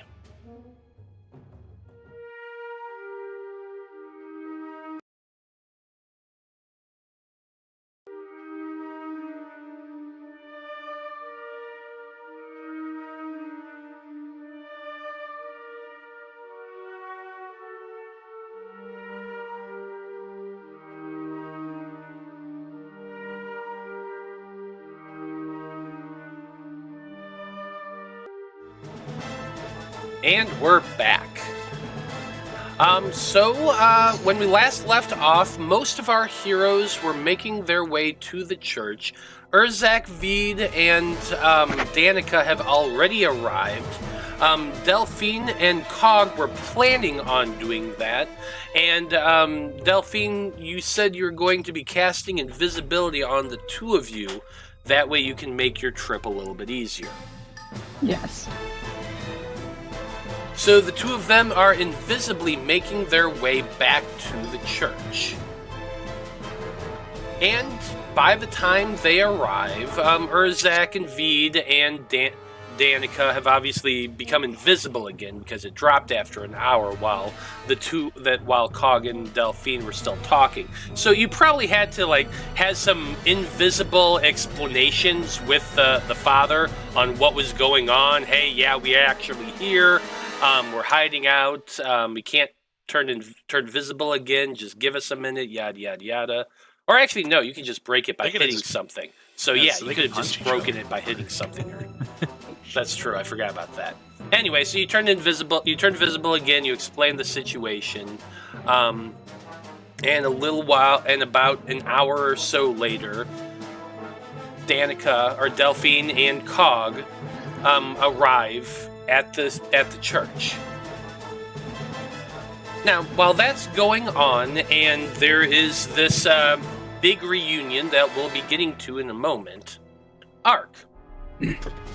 You've been hanging out in that abandoned house. You had pushed a desk against the door. You had closed the window. You feel relatively secure, and you sat down to work in your book. Tell us a little bit about what you're working on. What sort of thing are you working on as you're writing in your book? Yeah. So, first of all, throughout the couple of days of journey, Ark has been kind of playing with cantrips a little bit, trying to, because they've been really annoyed with their magic not working the way it's supposed to. He's almost a perfectionist about his magic, so kind of doing little tweaks to spell formulas throughout, part of the night, and then eventually kind of start instead trying to figure out what this mist is, because he desperately wants to get back home, and if he can just harness the mist, if he can just bend it to his own will, he can probably get himself and everyone here home again. And it's just kind of this obsession that's been slowly creeping up into him. And so, he starts trying to, just writing down theories in his book and messing with his own magic, trying to get anything to work. Well, as you sit down and write and begin just sketching out some theories you have about the mist you've encountered here that led you to Barovia, give me an Arcana check. Yeah, I will guide myself if I'm able to. Yeah, why not? I don't have any. All right. 16. Not great, but not terrible. Yeah, it's not great, but it's not terrible. You're sitting down and you're starting to put theories onto paper. You're working on computations and that sort of thing. And you spend the next couple hours working on this project. Now, a couple hours in magical theory isn't a huge long time. You're just mostly sketching out broad ideas of what could that mist be. How does it function? You're putting a lot more questions out into the ether than anything else, and just starting to play around with the mathematics that lie in behind it. You're working on this very, very intently. So when a voice speaks from behind you, you can't help but jump. Look around. You look around to see a very tall individual standing behind you, looking over your shoulder. The voice had said, well, that's an amusing theory you have there. And as that you jump and look about, you see this very, very tall figure standing behind you. 6.5 feet or more tall, probably closer to 7 by the way you're looking up at him, seated in that chair. The man is tall and gaunt. long, angular features, jet black hair that forms a widow's peak at his brow and is swept back, cascading down his shoulders. He's dressed in a very simple white linen shirt and black breeches, and his boots are black as well. You can't help but note as your eyes just kind of trail down the form and back up again. The tall man is somewhat familiar to you. Make for me an intelligence check. Yeah. 18. You saw them only at a distance from the light of a single candle, but this seems to be the individual who appeared when Ksenia was running away. This is the figure that pulled them close to him before disappearing, teleporting, using a teleportation spell that you would have been able to recognize. The figure seems to be completely ignoring you, more focused on what you're writing in the book there. How do you react? Hi, I'm sorry if I hurt Ksenia too much. Please don't hurt me. I'm just trying to get back home. Did you actually hurt her? He kind of chucklingly comments as his eyes flicker to yours. And those eyes that look into yours are hard. Lines creasing them. This is the eyes of somebody who is just completely focused and driven. There's nothing but hard anger behind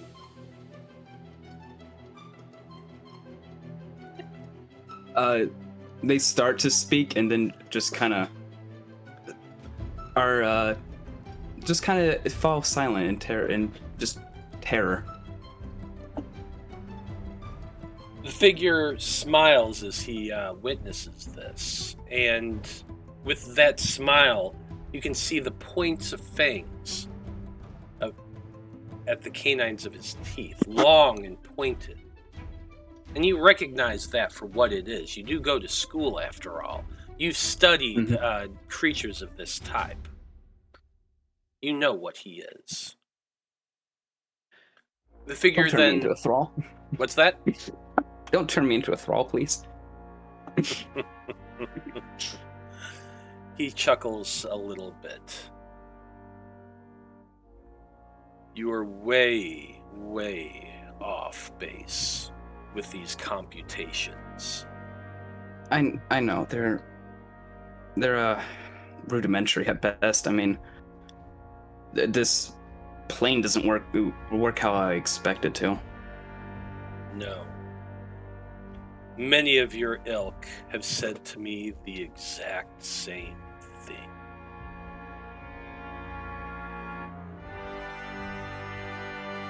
And yet, it amuses me that you are, after only a couple days, considering the implications of what the mist that surrounds Barovia actually is. Would you like to know?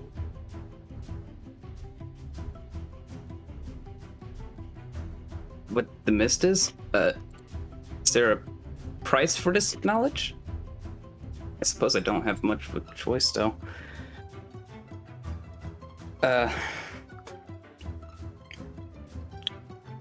I think I just want to get home.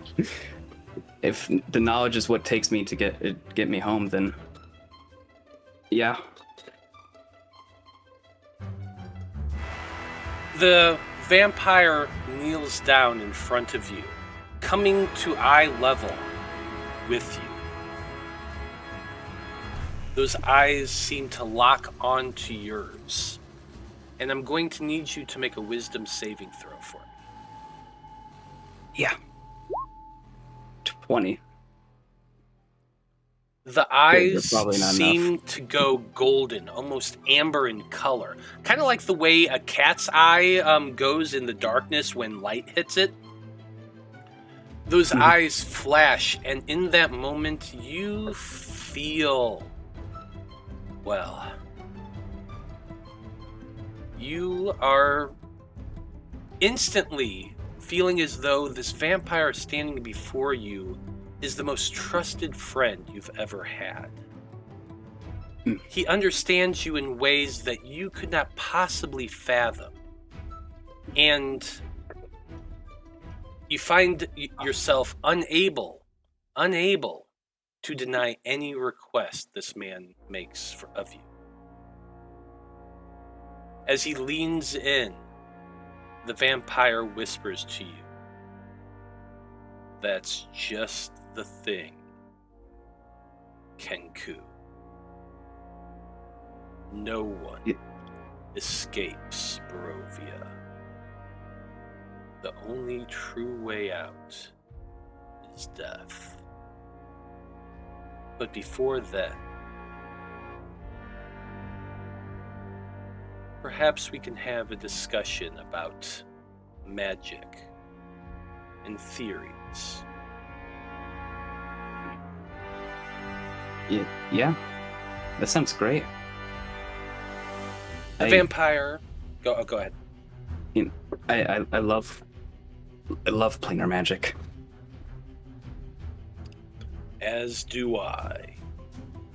As do I. The vampire stands up and places a hand on your shoulder and begins casting a spell. The same spell he cast before. Teleportation. And the two of you wink out of existence, disappearing from that same empty now, once again, cabin at the southern part of the town of Veros.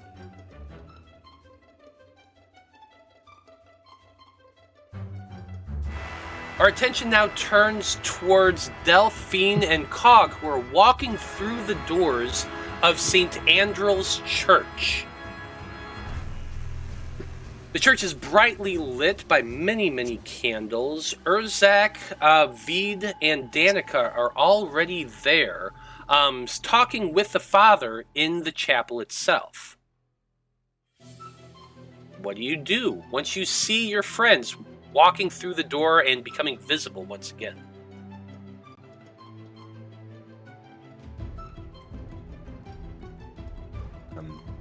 I turn back to Father Lucian and I say, so, we have a few requests. We might need a bit of sanctuary here. Well, yes, of course. If you need sanctuary, I'm always only too happy to provide it. What's going on? I heard bells ringing in the distance, and suddenly the children came running through the front door. Well,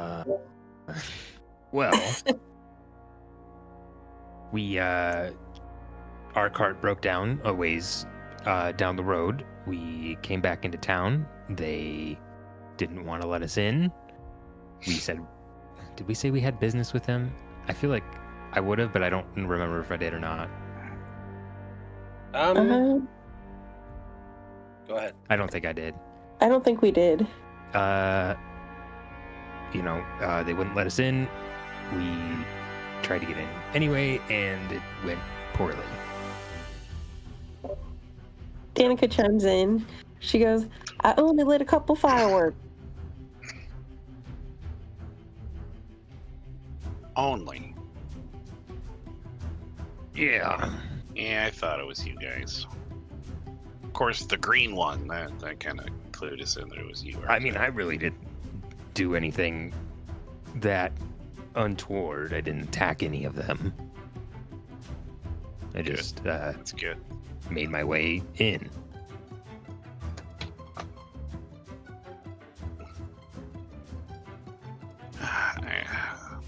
I have a feeling we need to leave in the morning. Yeah, Try and sneak out. You probably don't come back for a little while. or at all. Yeah. I think we'll all be fine in the morning. They'll just forget about it. It'll be okay. Yeah, their notice bars are going down right now. I see them. Yeah, I'm pretty sure we outstayed our welcome. So, if we can just hide here for the evening and be on our way first thing in the morning, we would appreciate it. Yes, of course. Whatever you need, you can stay here. I'm going to go bar the door. And just why don't you all make your way back to the dormitory and settle in? The priest then goes and heads over to the door to do just that, to put a big old heavy beam over the front door to lock it. I guess before he would do that, before we would go to bed, Cog would just ask him, it's like, Father, you wouldn't happen to know resurrection, would you? Are you powerful enough to do something like that? No, I'm afraid that is not a power that the Dawn Father has given to me. If he did, believe me, I would have been using it many, many times. I mean, it is kind of expensive, I get it. That is true. I could not even afford it if I could cast it. Do you know if the headmaster of the Abbey might be able to do that? I cannot say for certain. I've never met him. Only heard stories of him. I mean, at this point, he'd kind of like unfold the portable hole and kind of put it down. Or I guess we could put it on a wall. Yeah, he'd do that, and then he'd ask, he goes, "Urzak, buddy, could you help me out here?" I don't remember if he can or not, to be honest. Well, I know Vale did it all the time. Vale did it, but we were. I think it's on. It's got to be on a flat surface at least. Yeah, definitely. I guess if it, but regardless, he could get it. He could, yeah. And he goes, and then he'd kind of, because they wrapped it up, he'd pull it out, and he's like, I guess I don't know if I feel up to doing this. Irina fell. Could you say a few blessings over her? I put her into a state of gentle repose, so she can't be turned, but I don't know if I feel up to doing it, so. Of course, I would be happy to. Would you like to lay her to rest here in our graveyard here? It is protected after all. I don't know, guys. I mean, do we want to see if the Abbey, if they can bring her back, or do we want to just let her rest? Wherever it happens, I want her and her brother to be together, regardless.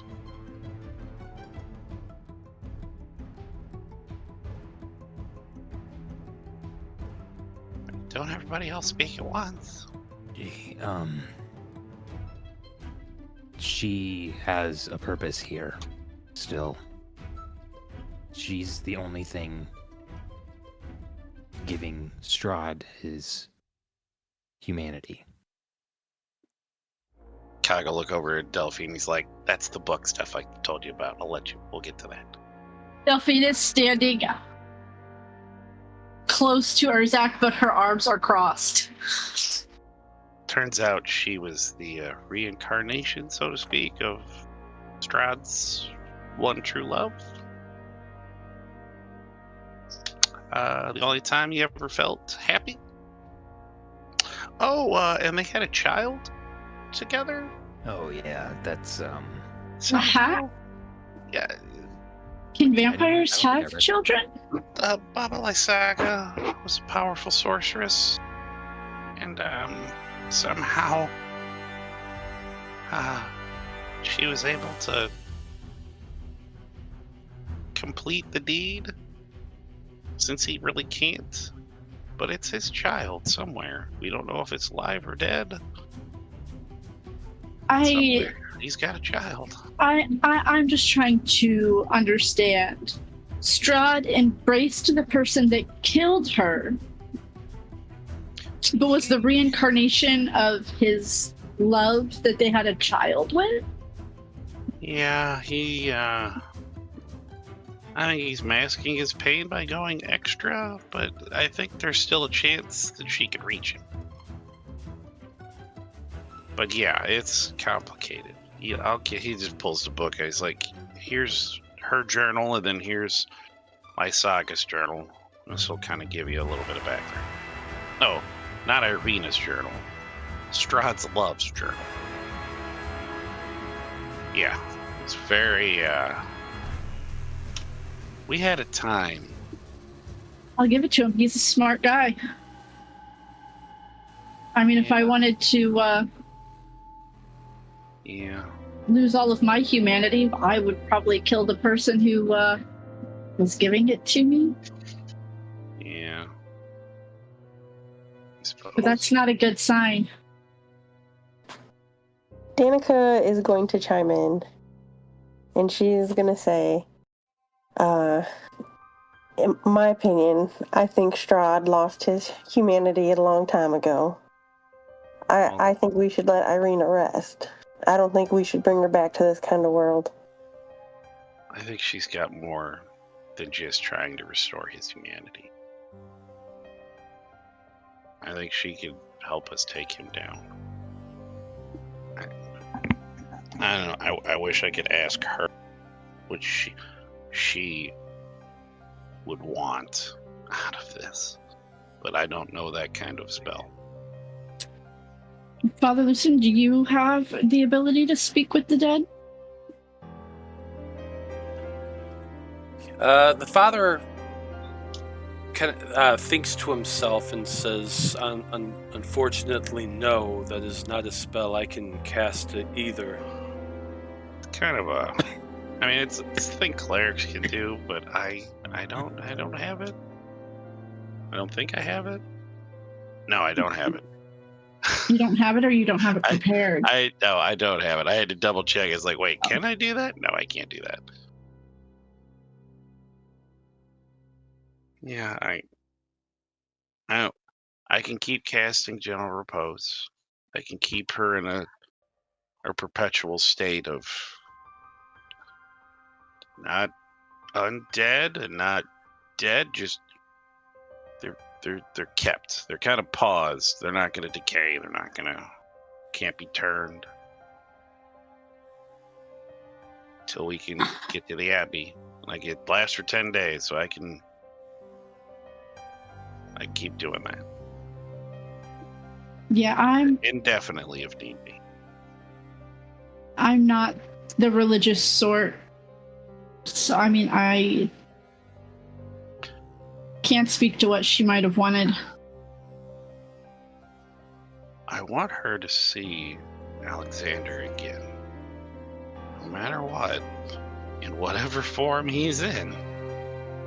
That was their boy's name, Alexander. Lise was her name, by the way.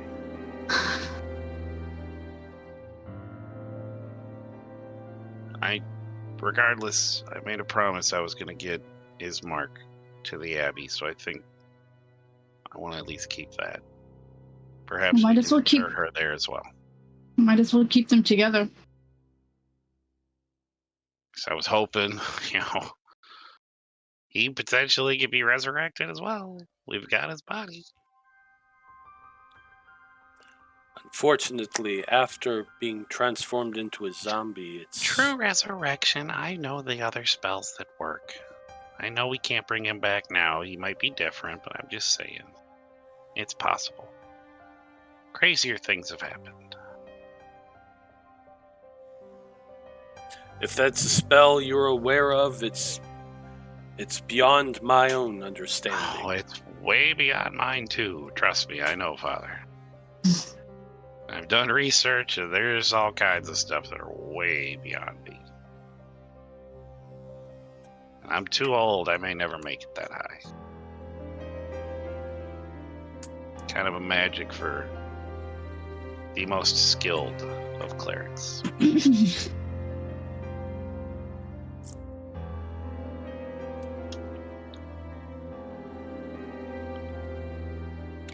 You all kind of stand there awkwardly for a moment, not sure what to do or what to say.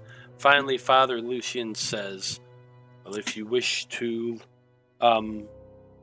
leave her here under my care, she will also not transform into a zombie or anything else, as these are sacred grounds. Undead cannot be created here, so she would be safe as well. We'll figure that out in the morning. He's just dejected. Just gonna start walking towards the dormitory. Okay. Just patting his hand on the Just- books as he goes by.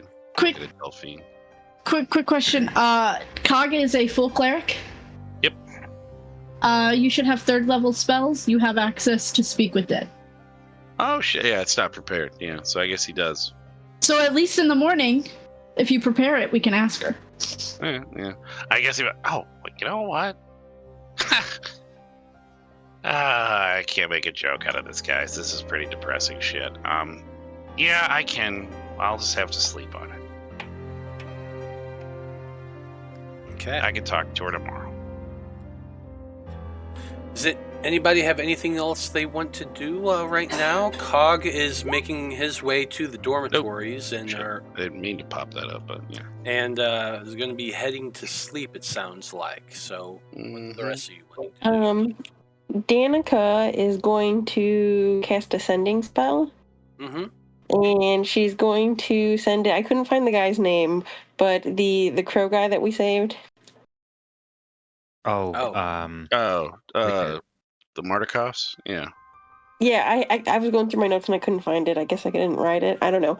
But she's gonna send a message to him, and she's gonna say, Lysaga dead. Did you, or where did you go? Did you find your wife? Okay. And then I'll say that yeah, that's it. That's all I want to say. Sounds about 25 words. You cast your spell and send it out into the ether. And you wait a few moments. There is no reply. Oh no. Okay. Danika is going to cast her last sending spell. And she is going to send it to Rotavio. Mm-hmm. And then she's gonna go, hey handsome. Are you still at the tower? Where are you heading from there? Is everything, I don't know, is that over 25? No. You've got 7 words left. Anything strange by you? Okay. The reply you get is a bit of a whispered one. Well, hello. I'm currently in the mountains near an old cathedral ruin. Followed Vistani, led here. Friend is prisoner. Returning to tower to resupply.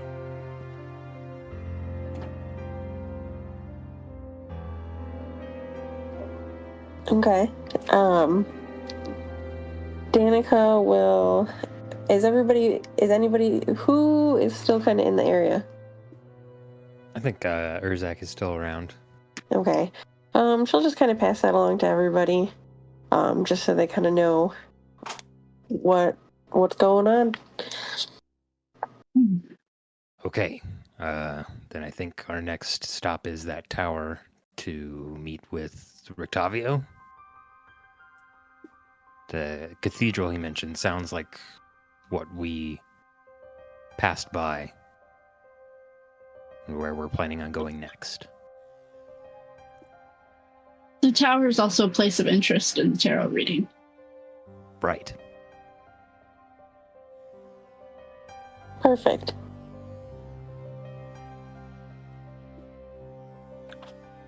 Vide, what have you been up to all this time?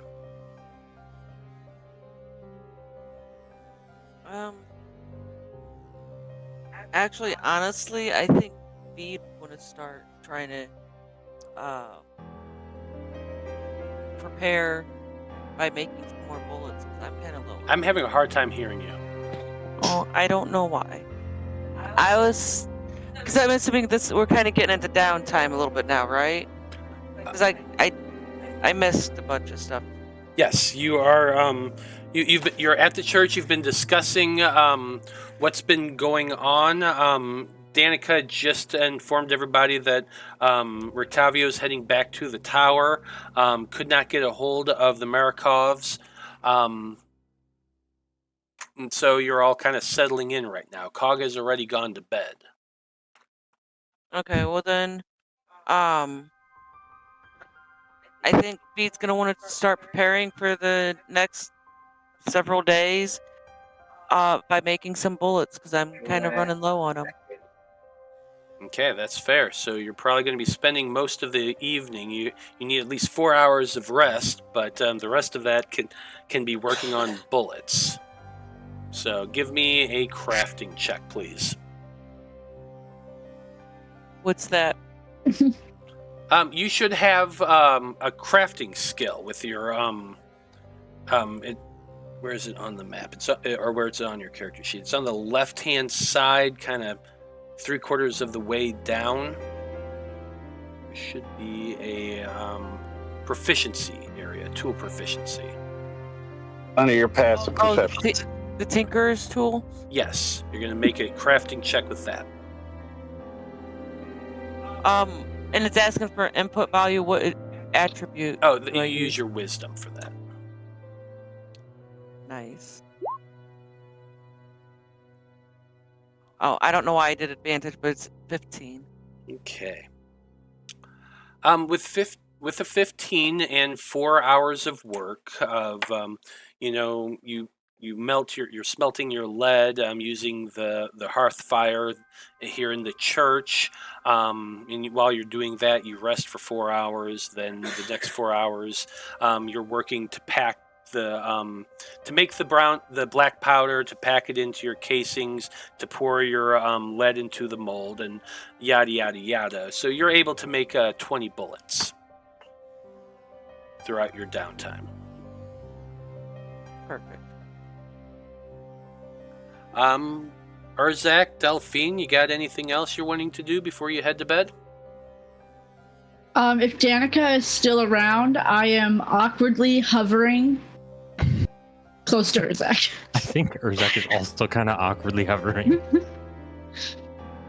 While neither of us want to be like, okay, Danika, see you later. Right. We're kind of just like, all right, what do we do now? Danika goes to bed. You're in the church, remember. Church. You are in the church. Danika's heading over to the dormitory. There's really only the two places. The dormitories, the father's chambers. He's going to bed as well. So the two of you are left alone in the chapel. I think Delphine gives Urzak an awkward hug.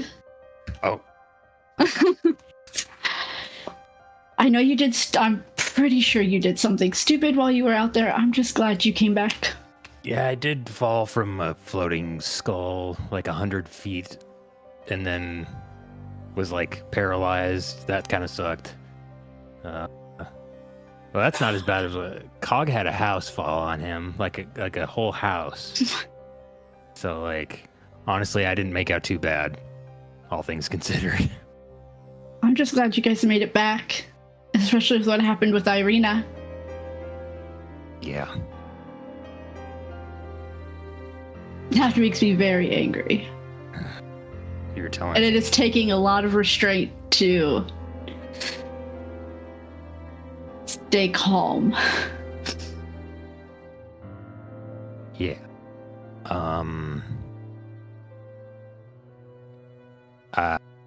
It's just like It's so It's like I don't- awkward. You two of you are suddenly just don't know- sitting on a Awkward. I pew. suddenly like don't know how to talk to Delphine.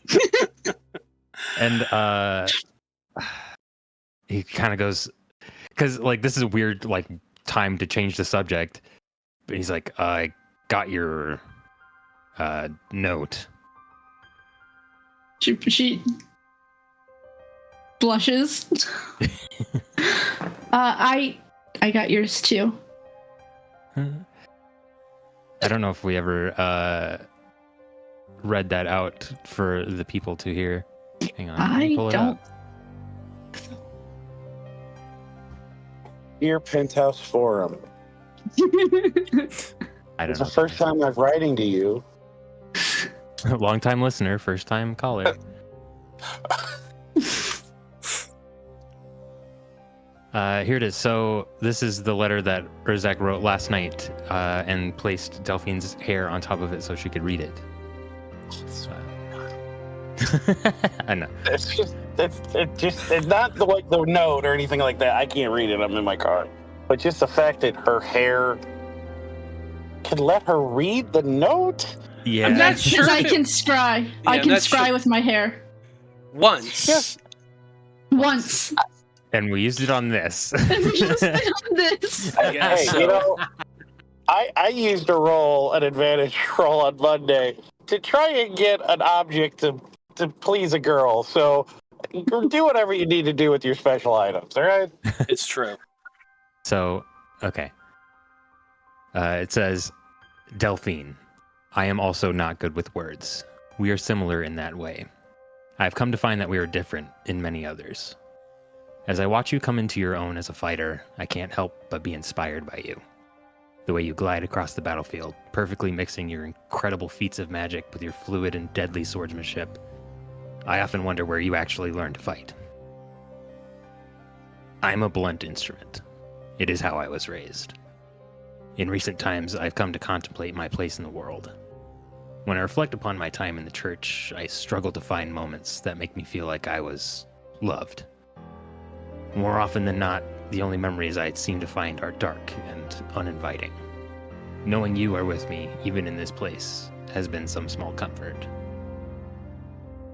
Since arriving in Barovia, we've continued to see not only the worst of humanity, but in many cases, the absence of it. I've felt my heart harden in these past days, and my mind turns to anger and thoughts of vengeance. Vengeance on Strahd for the evil he's brought to this land. On the hag, Morgan, who performed unspeakable acts upon the children and citizens of Jova. Not to mention the villagers of Jova themselves, who were so blindly loyal to Strahd they would kill one of their own with no hesitation. These ways are not the teachings of Balrus, but it means little to me now. He's not in this place. If we ever return home, I will reckon with this, but will take solace in knowing I did what I needed to be done for the preservation of our group and the people in this place. I have found new purpose, and in so doing, have had a taste of true freedom. That brings me to the matter of you. As we make for Aldra, I think of you. I'm not one to express feelings for others outwardly. The fist frowns upon it, and even though I'm free of them, it is still difficult for me to put into words how I feel about you. I worry for you, yes, but it feels nice to be needed by others in a dire moment. I know every one of our group is capable of handling themselves, but I still make it my mission to keep you all safe.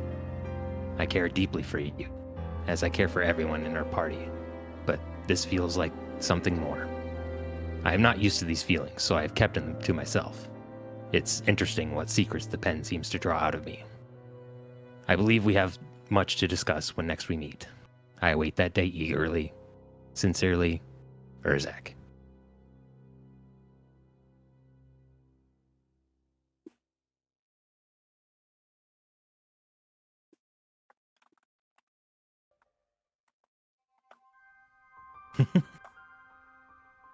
Aww. Oh, thank you. Who did that?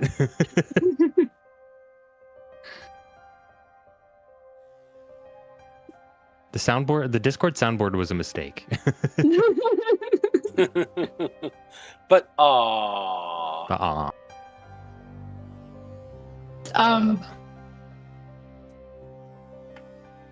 Anyway. Well, it looks like I've got some homework from Cog to do before I get some sleep. Yeah, I should go check on the kids.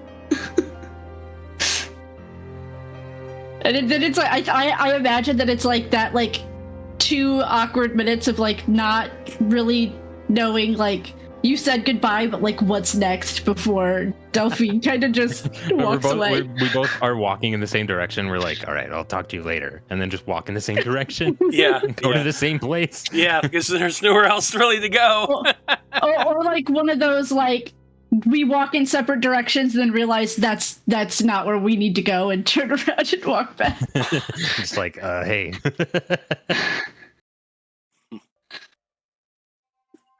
Well, you all awkwardly make your ways to bed. Delphine getting in some last-minute reading, that sort of thing. Vide finishing up their bullets, and you're all able to get a long rest.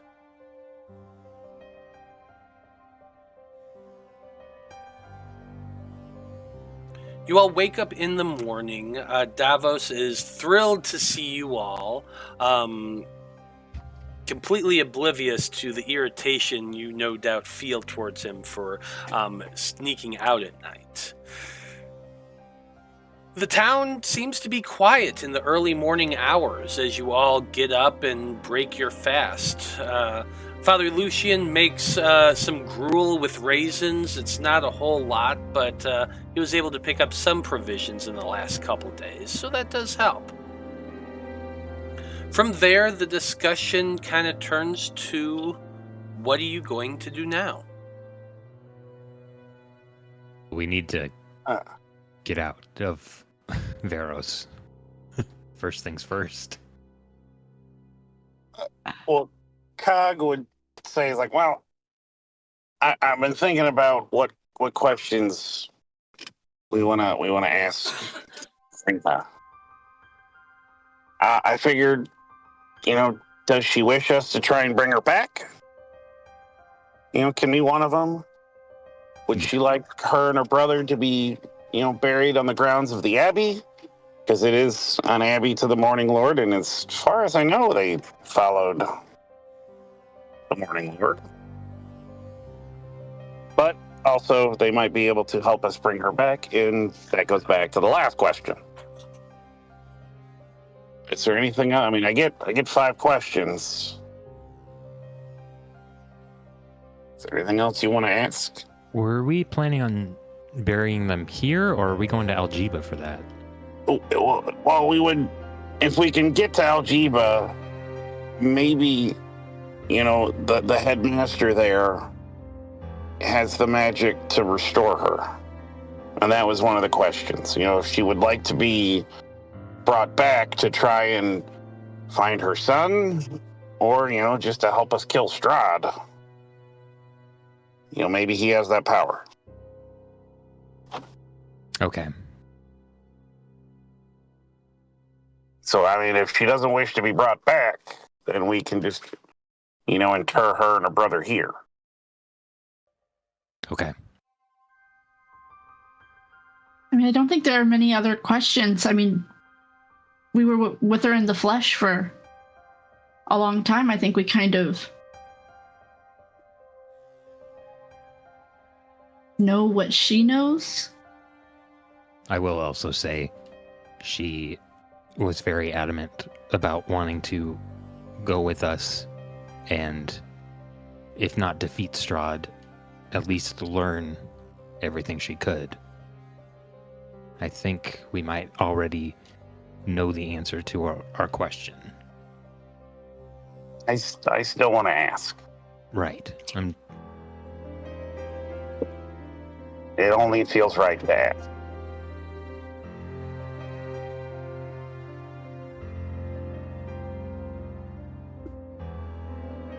Sorry, the repeated door slamming is my child. Yeah, okay. Yeah, no worries. So, are you casting the spell on Irina? Or on Yes. Irina's corpse, I should say. Yes. You bring Irina out from the portable hole and place her gently on the altar, next in front of the on the podium at the head of the church. You begin casting your spell. It's not a spell you've actually cast before, but your lady does grant you the right to cast the spell.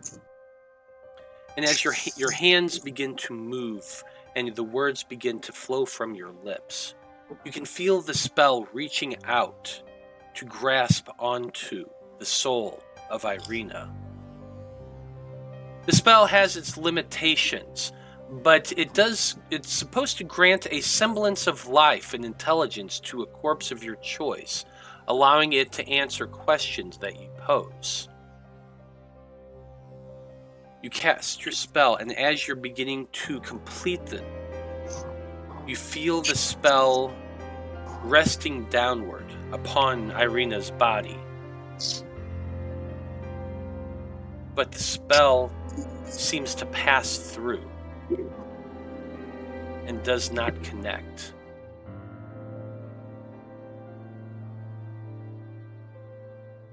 I suppose when he kind of feels that and he notices it doesn't work, his little fists kind of ball up.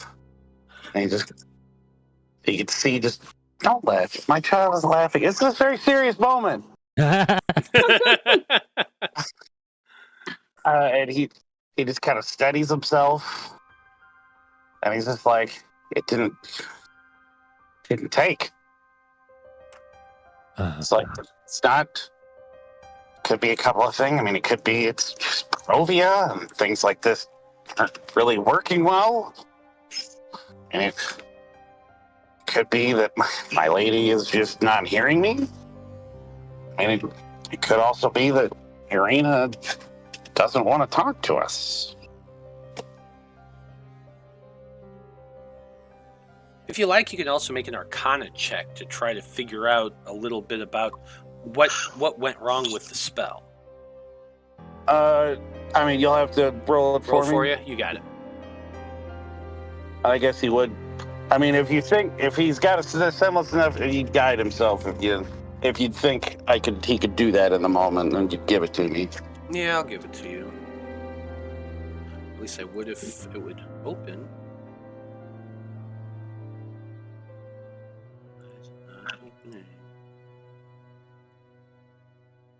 What the heck? Roll 20. I love you so much. Just please work for the rest of the game. That's all I'm asking. I'm loading it right now.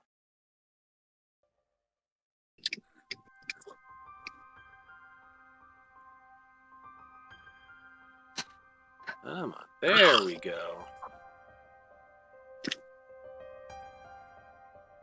Well, it's sort of loading. There's your character sheet. Hey!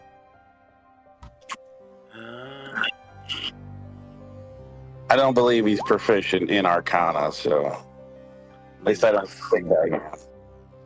New.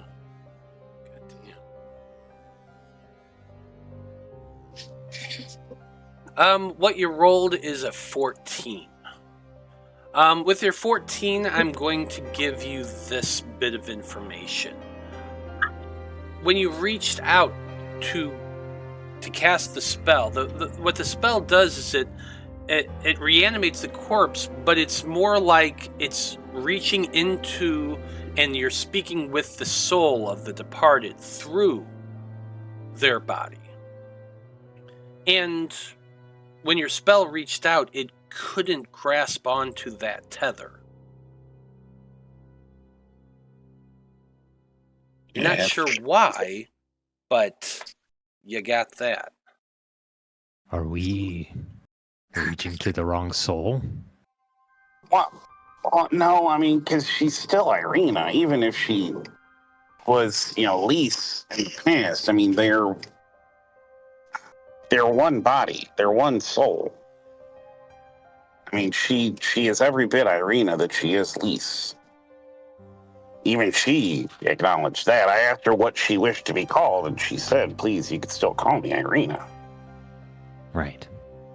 I think it's just Barovia and the hold that Strahd has over this place. I think I'm just not strong enough. I think we need to get to Algeba and try again. We can go by the tower, see, Rictaccio on the way, see if he wants to go with us. There's also the place we saw the smoke coming out of. I think it was the House of the White Dragon? The Cult of the White Dragon? We'll have to make our way there. There's something about a dragon in the Taroka reading. We believe, because there was mention in the journals about it too. Or was it the Burgermaster? No, he told us where to find the shield that Urzak has now, right? Right. But we did something. Was it in one of the journals that was talking about the House of the Dragon, or the White Dragon, or the Cult of the White Dragon, whatever? I know we learned about that place. The Order of the Silver Dragon? There we go, Silver Dragon. Thank you. Good guy. I was getting my colors. Yep. Yeah, we know that something's important there.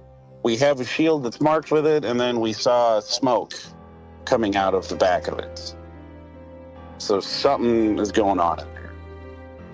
And that's sort of in between going to the tower. It's a little bit back towards Aldra. So I mean, we can hit both on the way to Algeba. But I mean, I want to take her with us. I mean, even if somebody at the Abbey can help us at least talk to her. I got something I want to say to her, and I'm hoping I get that chance.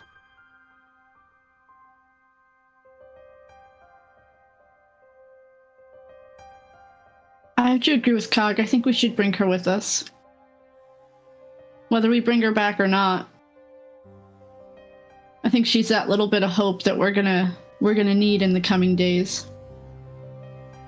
I made her a promise. I said I was going to get her brother to the Abbey. If we can't bring her back, I got to fulfill it.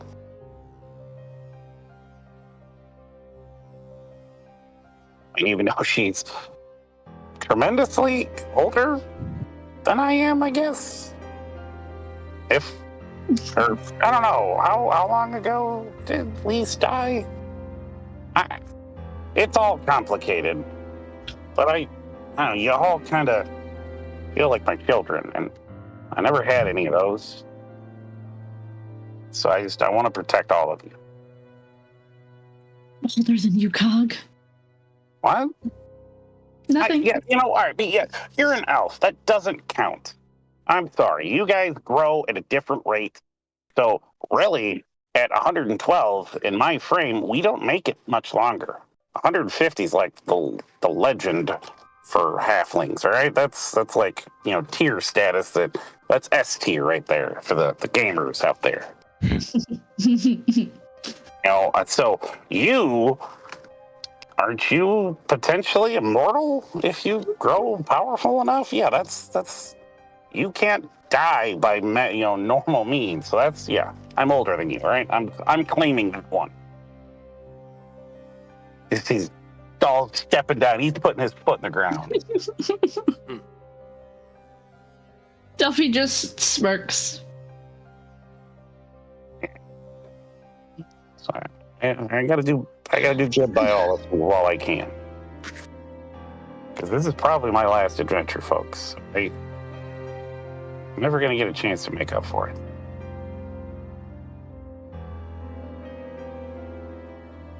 I mean, I guess you've got to give the old guy his dying wish. I'm not dying yet.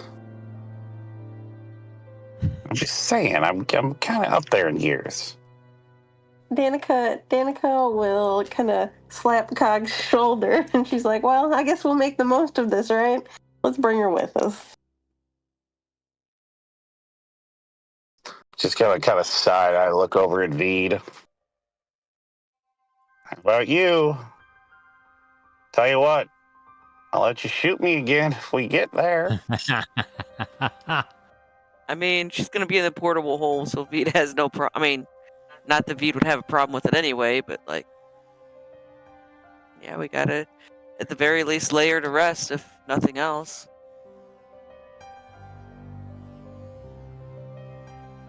You just kind of look at the father and be like, if you can just help me say some rites over her, some prayers to hope her soul gets to where it needs to go for now, we'll be on our way. We don't want to hopefully cause you any more trouble than we kind of already have. No, I completely understand. Let us all bow our heads and say some words over our departed friend. Pray for her safe return, if the Dawn Father will allow it. You all kind of circle around her body, still wrapped in that sheet. You all take hands, bow your heads, and offer up what prayers to whatever being you worship. Eventually, it is time to leave. You all say goodbye to Davos and the rest of the children. They're excited to see you, sad to see you leave, but in the end, you're able to remind them of why they are here and what it is you are doing.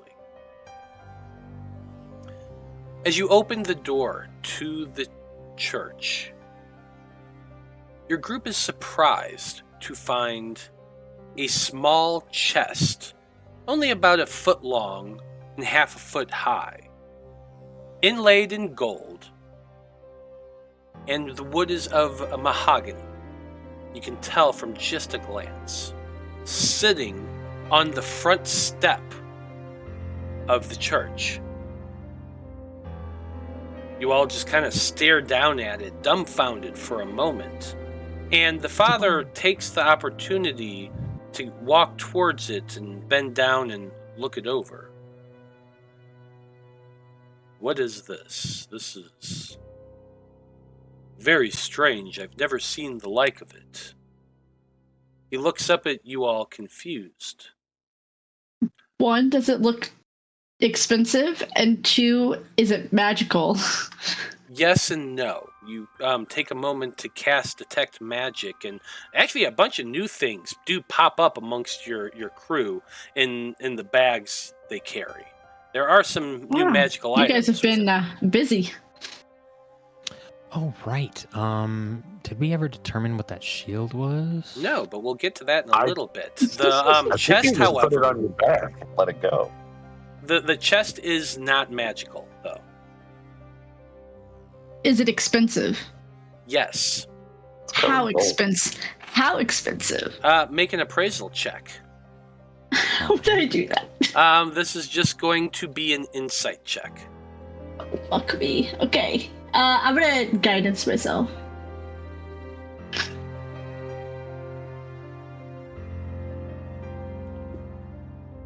If my character sheet will load.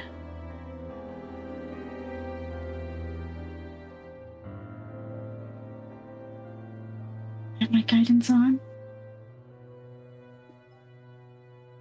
You said insight. Mm-hmm. Insight. It didn't roll. Looks like it rolled a It didn't roll my 14. guidance. No, it didn't. Go ahead and roll your d4. 15. 15. You looking at it, it's like I said, mahogany inlaid with gold. You estimate it's probably worth a good 50 gold pieces. Oh, that's it? Okay. I mean, Sorry, there's Decent amount of money. No, there's a spell where you need a chest that's worth like 5,000 gold. oh no, that's definitely not it. That's why it's like, is it expensive? Is that little hidden chest one where it's a Yeah. small chest in it? Okay. Yeah, no, that one's like jewel encrusted and shit. That's worth a lot. Yeah, $5,000 is a lot. This is just a very nice gold inlaid box. It doesn't have a lock, it seems. It has one of those latches meant with a hook that's meant for a lock, but there's no actual lock on it. Is there any writing or anything? None whatsoever. I'll just bite the bullet and I'll pick it up. You pick it up. It's light. It actually doesn't weigh a whole lot. Oh.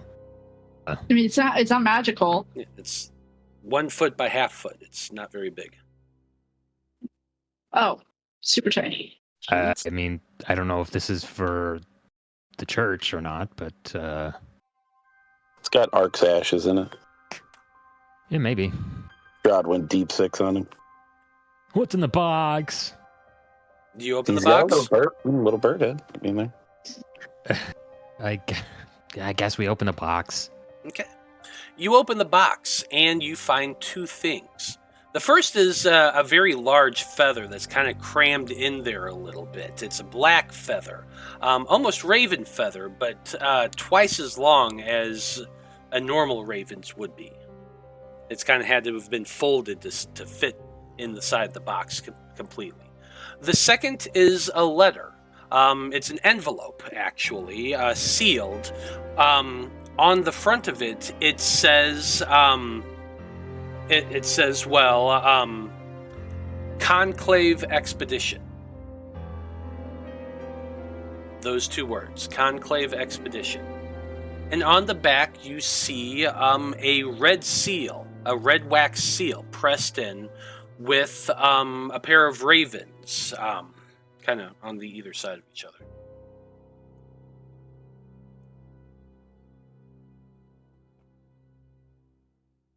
All right. What's the letter say? You break the seal and open up the letter, and you pull it out, and all of you kind of gather up to it. At the top, there is a date. Octavar 17 Y991. The letter is written in a flowing black script, hard indented into the paper.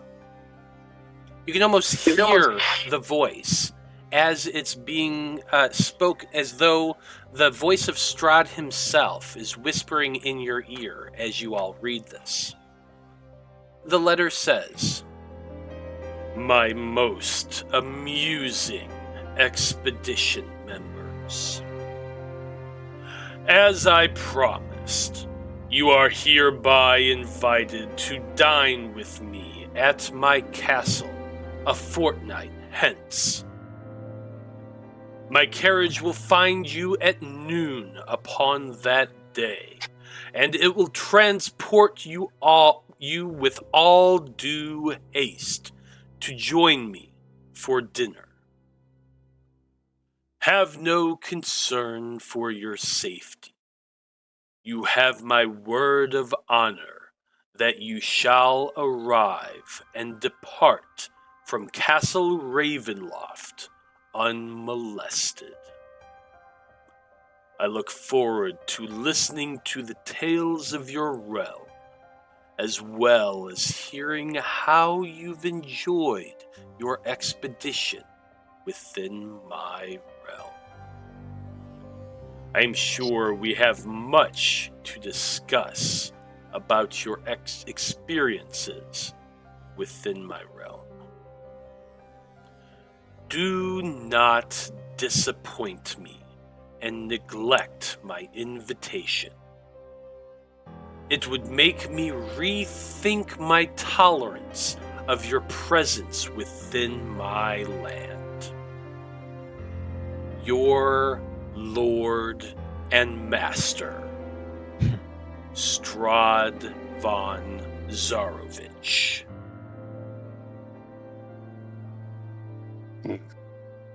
Thinks a lot of himself, doesn't he?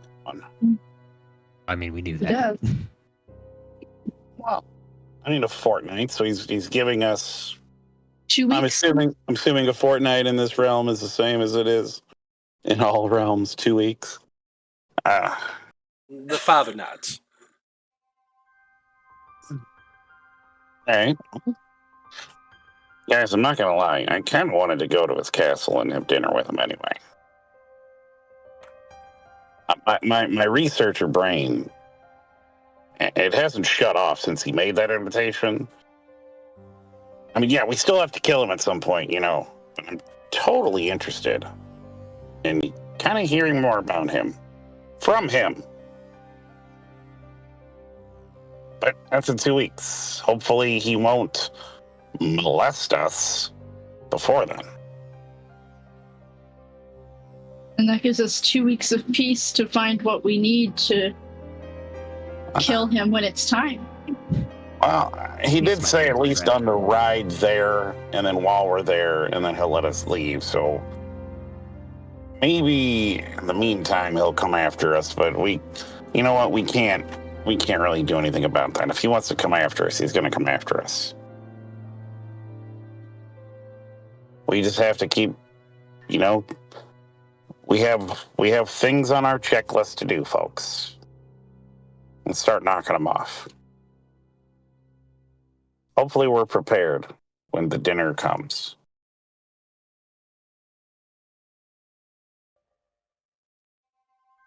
Let's get to it then.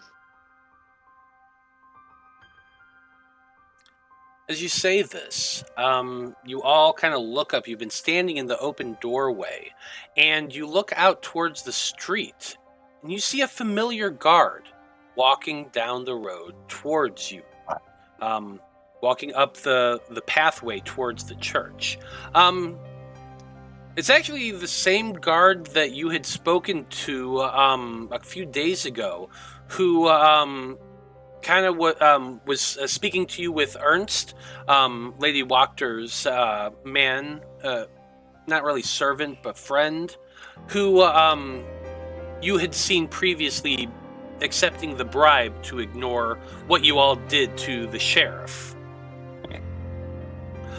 He's walking up towards you all, and he looks at you all, and he's like, "Oh, hi! Why are you all here? I thought you were leaving a while ago. A couple days ago, you said you were leaving." They just came to pick me up. Yeah, we had to come back and get our friend. Oh, wild. That's okay.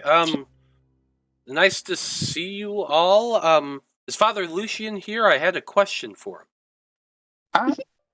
Yeah. Isn't he standing with us? He's standing a little ways away on the inside, and he said, yes, come in, my son. Please come this way. Tell me, what is it is you need?" And as the guard comes walking past you all, the guard kind of gives you a smile and a nod and says, "Well, have a good day. See you later." And then goes walking up to the priest, and the father kind of puts an arm around his shoulder and starts walking the guy away. But then the priest turns his back on you and gives you this, what the heck, what's going on kind of look, before turning back and guiding the man towards the back. Should we be worried about that at all? Open grants.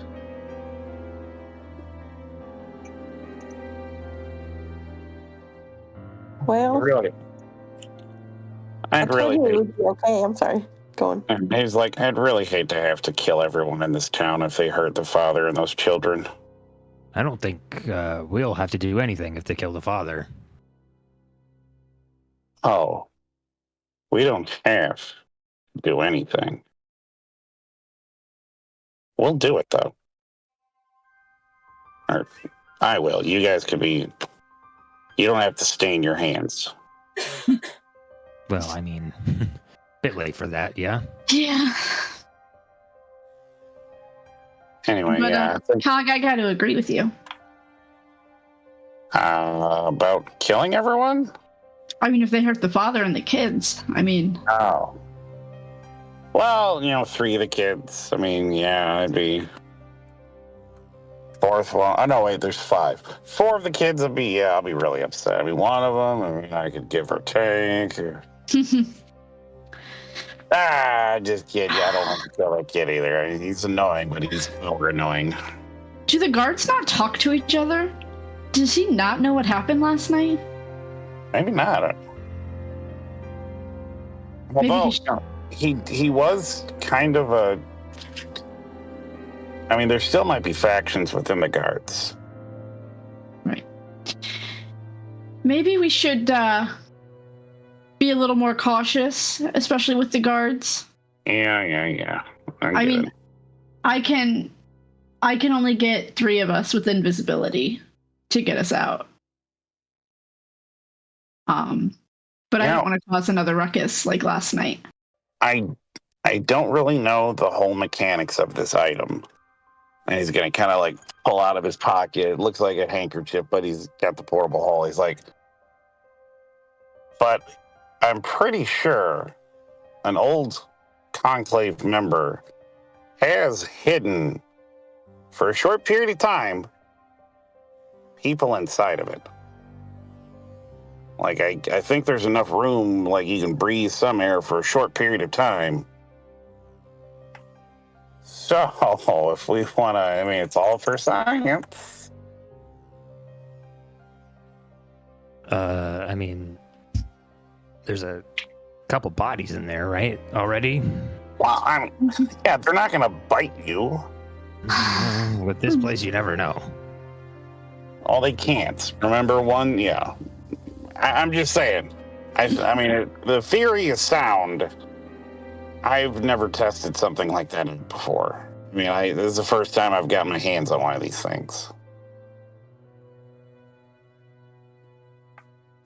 I mean, that boy, Ark, maybe, I mean, Where clearly, is he, by the way? Strahd, well, I mean, he's going to hold up the feather. He's like, I think this is kind of a clue of where he is. Yeah.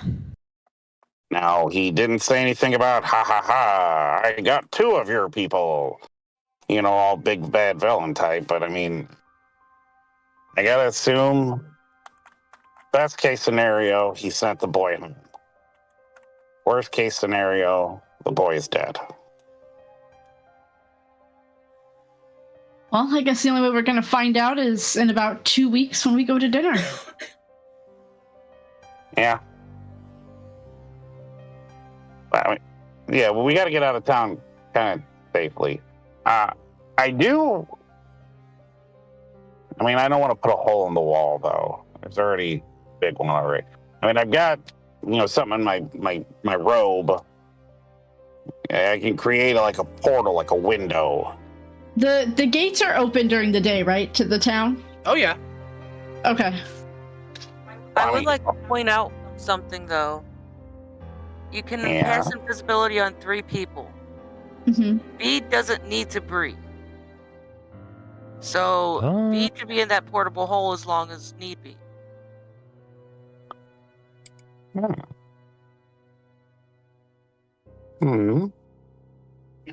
Yeah. And you can go invisible too, can't you, Danika? Yes, so, maybe so. Yeah, I feel like I might be stealthy enough, though. I think I could make it. Like I said, I don't know of too much about the item if it works. Here, give me about 10 minutes. All right. He goes, I've just read some research on stuff like this. I'm gonna cast Identify and see what this hole actually does. The portable hole? Okay, yeah. Yeah. I mean, Highest Dyto knows what it does, but... Yeah, I know, absolutely. so do I, but Cog has just got cursory knowledge from doing stuff with the Conclave. Research stuff. He doesn't know for certain. He's not a wizard. Well, there you go. Here's the information about a portable hole. It's cloth. Looks like silk. 6 feet in diameter. It creates. It's basically is a hole to an extra dimensional space. Just a kind of a microplane that holds quite a bit of stuff. Okay. I mean, your theory seems sound, and from what I can tell from this thing, it should be able to hold people. And like you said, a limited amount of time. Unless you're Vide, who doesn't need to breathe. I mean, you guys aren't going to be able to see in there. I mean, You're gonna kind of be in a dark void. It's not terrifying to you? To Vide? I mean, Vide's... No, I'm not worried about you. I was talking to Danika. I mean, you are... Danika wants to stealth out. Danika's just going to raw dodge this escape. Oh! But there's 4 of us. I thought you were saying you were going to hide in the hole. Okay.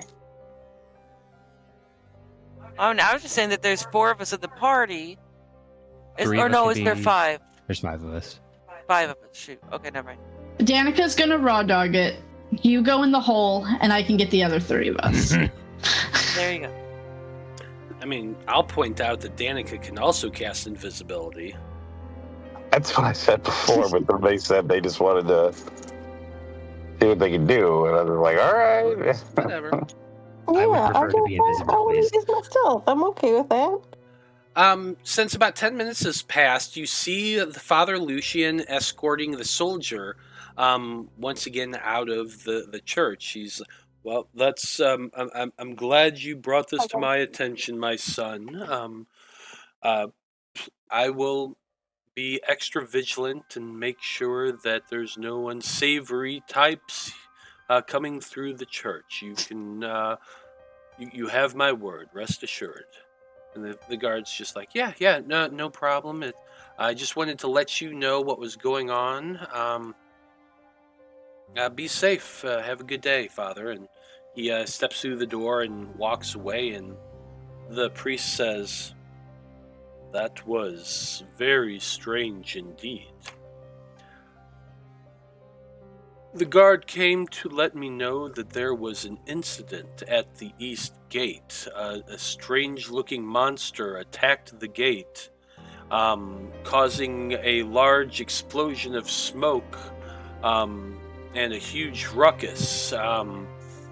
Eventually, the guards were able to destroy the creature, and they've been scouring the city looking to see if there are any more creatures, but they are confident that no others made it into town. He came to let me know about the incident, as the guards all tend to do when something happens, just so I could reassure the townspeople and that sort of thing. He made no mention of any of you. Good. Well, then maybe we'll be fine. I mean, that's nice, but that feels a little convenient, yeah. You know, maybe Lady Walker told them to forget our involvement. Either that, or it's part of the gift with the invitation. Maybe. Guess we'll find out. Mm-hmm. I said we start walking, and then if I need to, I can cast invisibility and. Well, let's get moving, I suppose. Burn in daylight, or whatever counts for daylight here. Yeah. Mike, I do have one question. Are you going to identify the items that they have before leaving the church, or are you planning on just doing that later? I would have done that already. I'm sure they would have brought them to my attention. Okay, then let's talk about that real quick, and then we're going to be ending things for the evening. The shield is called the Shield of the Silver Dragon. I'll go ahead and let you take a look at that. It is a +2 shield emblazoned with a stylized silver dragon that is the emblem of the Order of the Silver Dragon. The shield whispers warnings to its bearer, granting a +2 bonus to initiative if the bearer isn't incapacitated. Good, I could use that. I constantly am rolling terrible on initiative. The necklace that you found on Babalai's Saga is a necklace of adaptation. While wearing this necklace, you can breathe normally in any environment, and you have advantage on saving throws made against harmful gases and vapors. Cool. The ring you found on her is a ring of protection. Ho, ho, ho. The last thing you found, that blue crystal, is an Ioun stone of insight. Whoa. It grants wisdom increased by +2 to a maximum of 20. I could use that. Too bad I've already got 20. Wow. Nice. Somebody else can have it. Vide, you said that you could use it? Yeah, I could definitely use that. It helps with my grip points. It's yours. Mm-hmm. There you go. And I don't need anything else, any of the other stuff. Feel like Cog and Urzak can fight over the shield. I mean, Let them have it. do you want the shield? No, you're a blind fighter. You need more protection. Although, I mean, Cog would take either the ring or the necklace, either one. Those both sound kind of interesting. Danika, Delphine, either of you want this ring Well, either one. Cog would take either one. So, or the necklace, whichever? I don't know.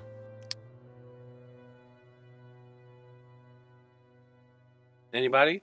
Bueller? I was gonna say where did they go again? They went up to the top. Okay. I would probably be the same as Cog, but I'm not too. You guys can pick first. I'm not too worried. I mean, the last thing Delphine needs is a higher armor class. Just saying. We got to pump those numbers up. I feel like Danika's AC is kind of low. Then it gets those. I don't know who does have the lowest AC in the group. Probably Danika. I think Cog's got an 18. I think, or a 20 with the shield, maybe, if I'm using a shield. I don't remember. I I've don't got have that sheet in front of me. Yeah, that's probably Danika. No, Vide's might be the lowest. Mine's a 17. Yeah, but I'm taking that stone, so I don't want to take the I don't want to take the ring of protection too. Okie dokie. Well, it's up to you guys. I'm cool with whatever. I'll take the necklace because it doesn't do too much. So like I said, I don't need AC. I mean, I will take it, but I don't need it. No, you can all discuss it on the road. We're going to end things with your group opening the doors to the church once again, stepping out into the, albeit cloudy morning day. You see people passing by, going around, making their way to their daily tasks. No one really pays you a whole lot of mind. They all just seem to acknowledge you there. You said you're going to be casting invisibility first, actually, now that I'm remembering? No, I think we're going to walk and see how it goes. Gotcha. Since that first guard seemed to, like, kind of forget that we existed. Okay. So yeah, as I was saying, stepping out into the sun, people acknowledge your presence, but otherwise just kind of give you a head nod. And we watch as our heroes make their way towards the gate of the city, which is where we are going to end things for this evening. So, well done, everybody. You've survived yet another night in Barovia. You got something coming up here, something hanging over your head, that Sword of Damocles. That's going to be dropping in 14 days. So we'll see what happens as that slowly begins to approach. Well, I just want to say thank you to everyone who watched this evening. We very much appreciate you hanging out and tuning in and enjoying this crazy adventure our heroes are going on. Come back in 2 weeks to find out what they encounter as they make their way out of the town of Veros and start heading towards, I think, Rictavio's Tower, is you said the destination? Mm-hmm. So we'll see what happens with that. As always, I like to go around the table and have everybody tell us who they are and where we can find them on the internet. And Delphine, you're the one who did the recap, so why don't you go ahead and go first? Hey, I am Dyto. I did not use my nat 20. You did not tonight. Oh. But you can find me here every other Wednesday, and then you can find me here on the other alternating Mondays in E35 Wars, where I finally came back. Mm-hmm. Yeah, that's all I got. Fair enough. Danika, why don't you go next? Hi, I'm Natalie. You can find me here playing Curse of Strahd every 2 weeks on Random Rhapsody. And that's about it. That's what I'll get. Fair enough. Corwan, you're next. Well, I am Joe, and I have been Corwan Oliver Goodwood, your heartthrob for tonight. On the same Mondays as this Wednesday, so in 2 weeks on Monday, I am Zolos Vonnegut in our Aether Shanties. We're gonna leave the Rock of Brawl, maybe, eventually, with jobs that we've signed up for, and perhaps we're gonna see if the Dockmaster was killed because he was stealing from people, and maybe Corwan. Maybe Zolos is gonna, make some headway with a pretty tiefling that they just rescued. I don't know. We'll see what happens. Come on by. Enjoy my shame. It's definitely going to be fun. Yeah, I really have no, scruples. I mean, I knew full well what I was doing when I made my rolls, and they did go against me. So you can come and enjoy that too. Absolutely. Vide, you're up next. Hi, I'm Brandie. You can find me here every other Wednesday on Curse of Strahd, and then also on the opposite Mondays at the E35 Wars playing Mako. Otherwise, I'm on the socials as at River Dragon 82. That's River with a Y, Dragon 82. That's it.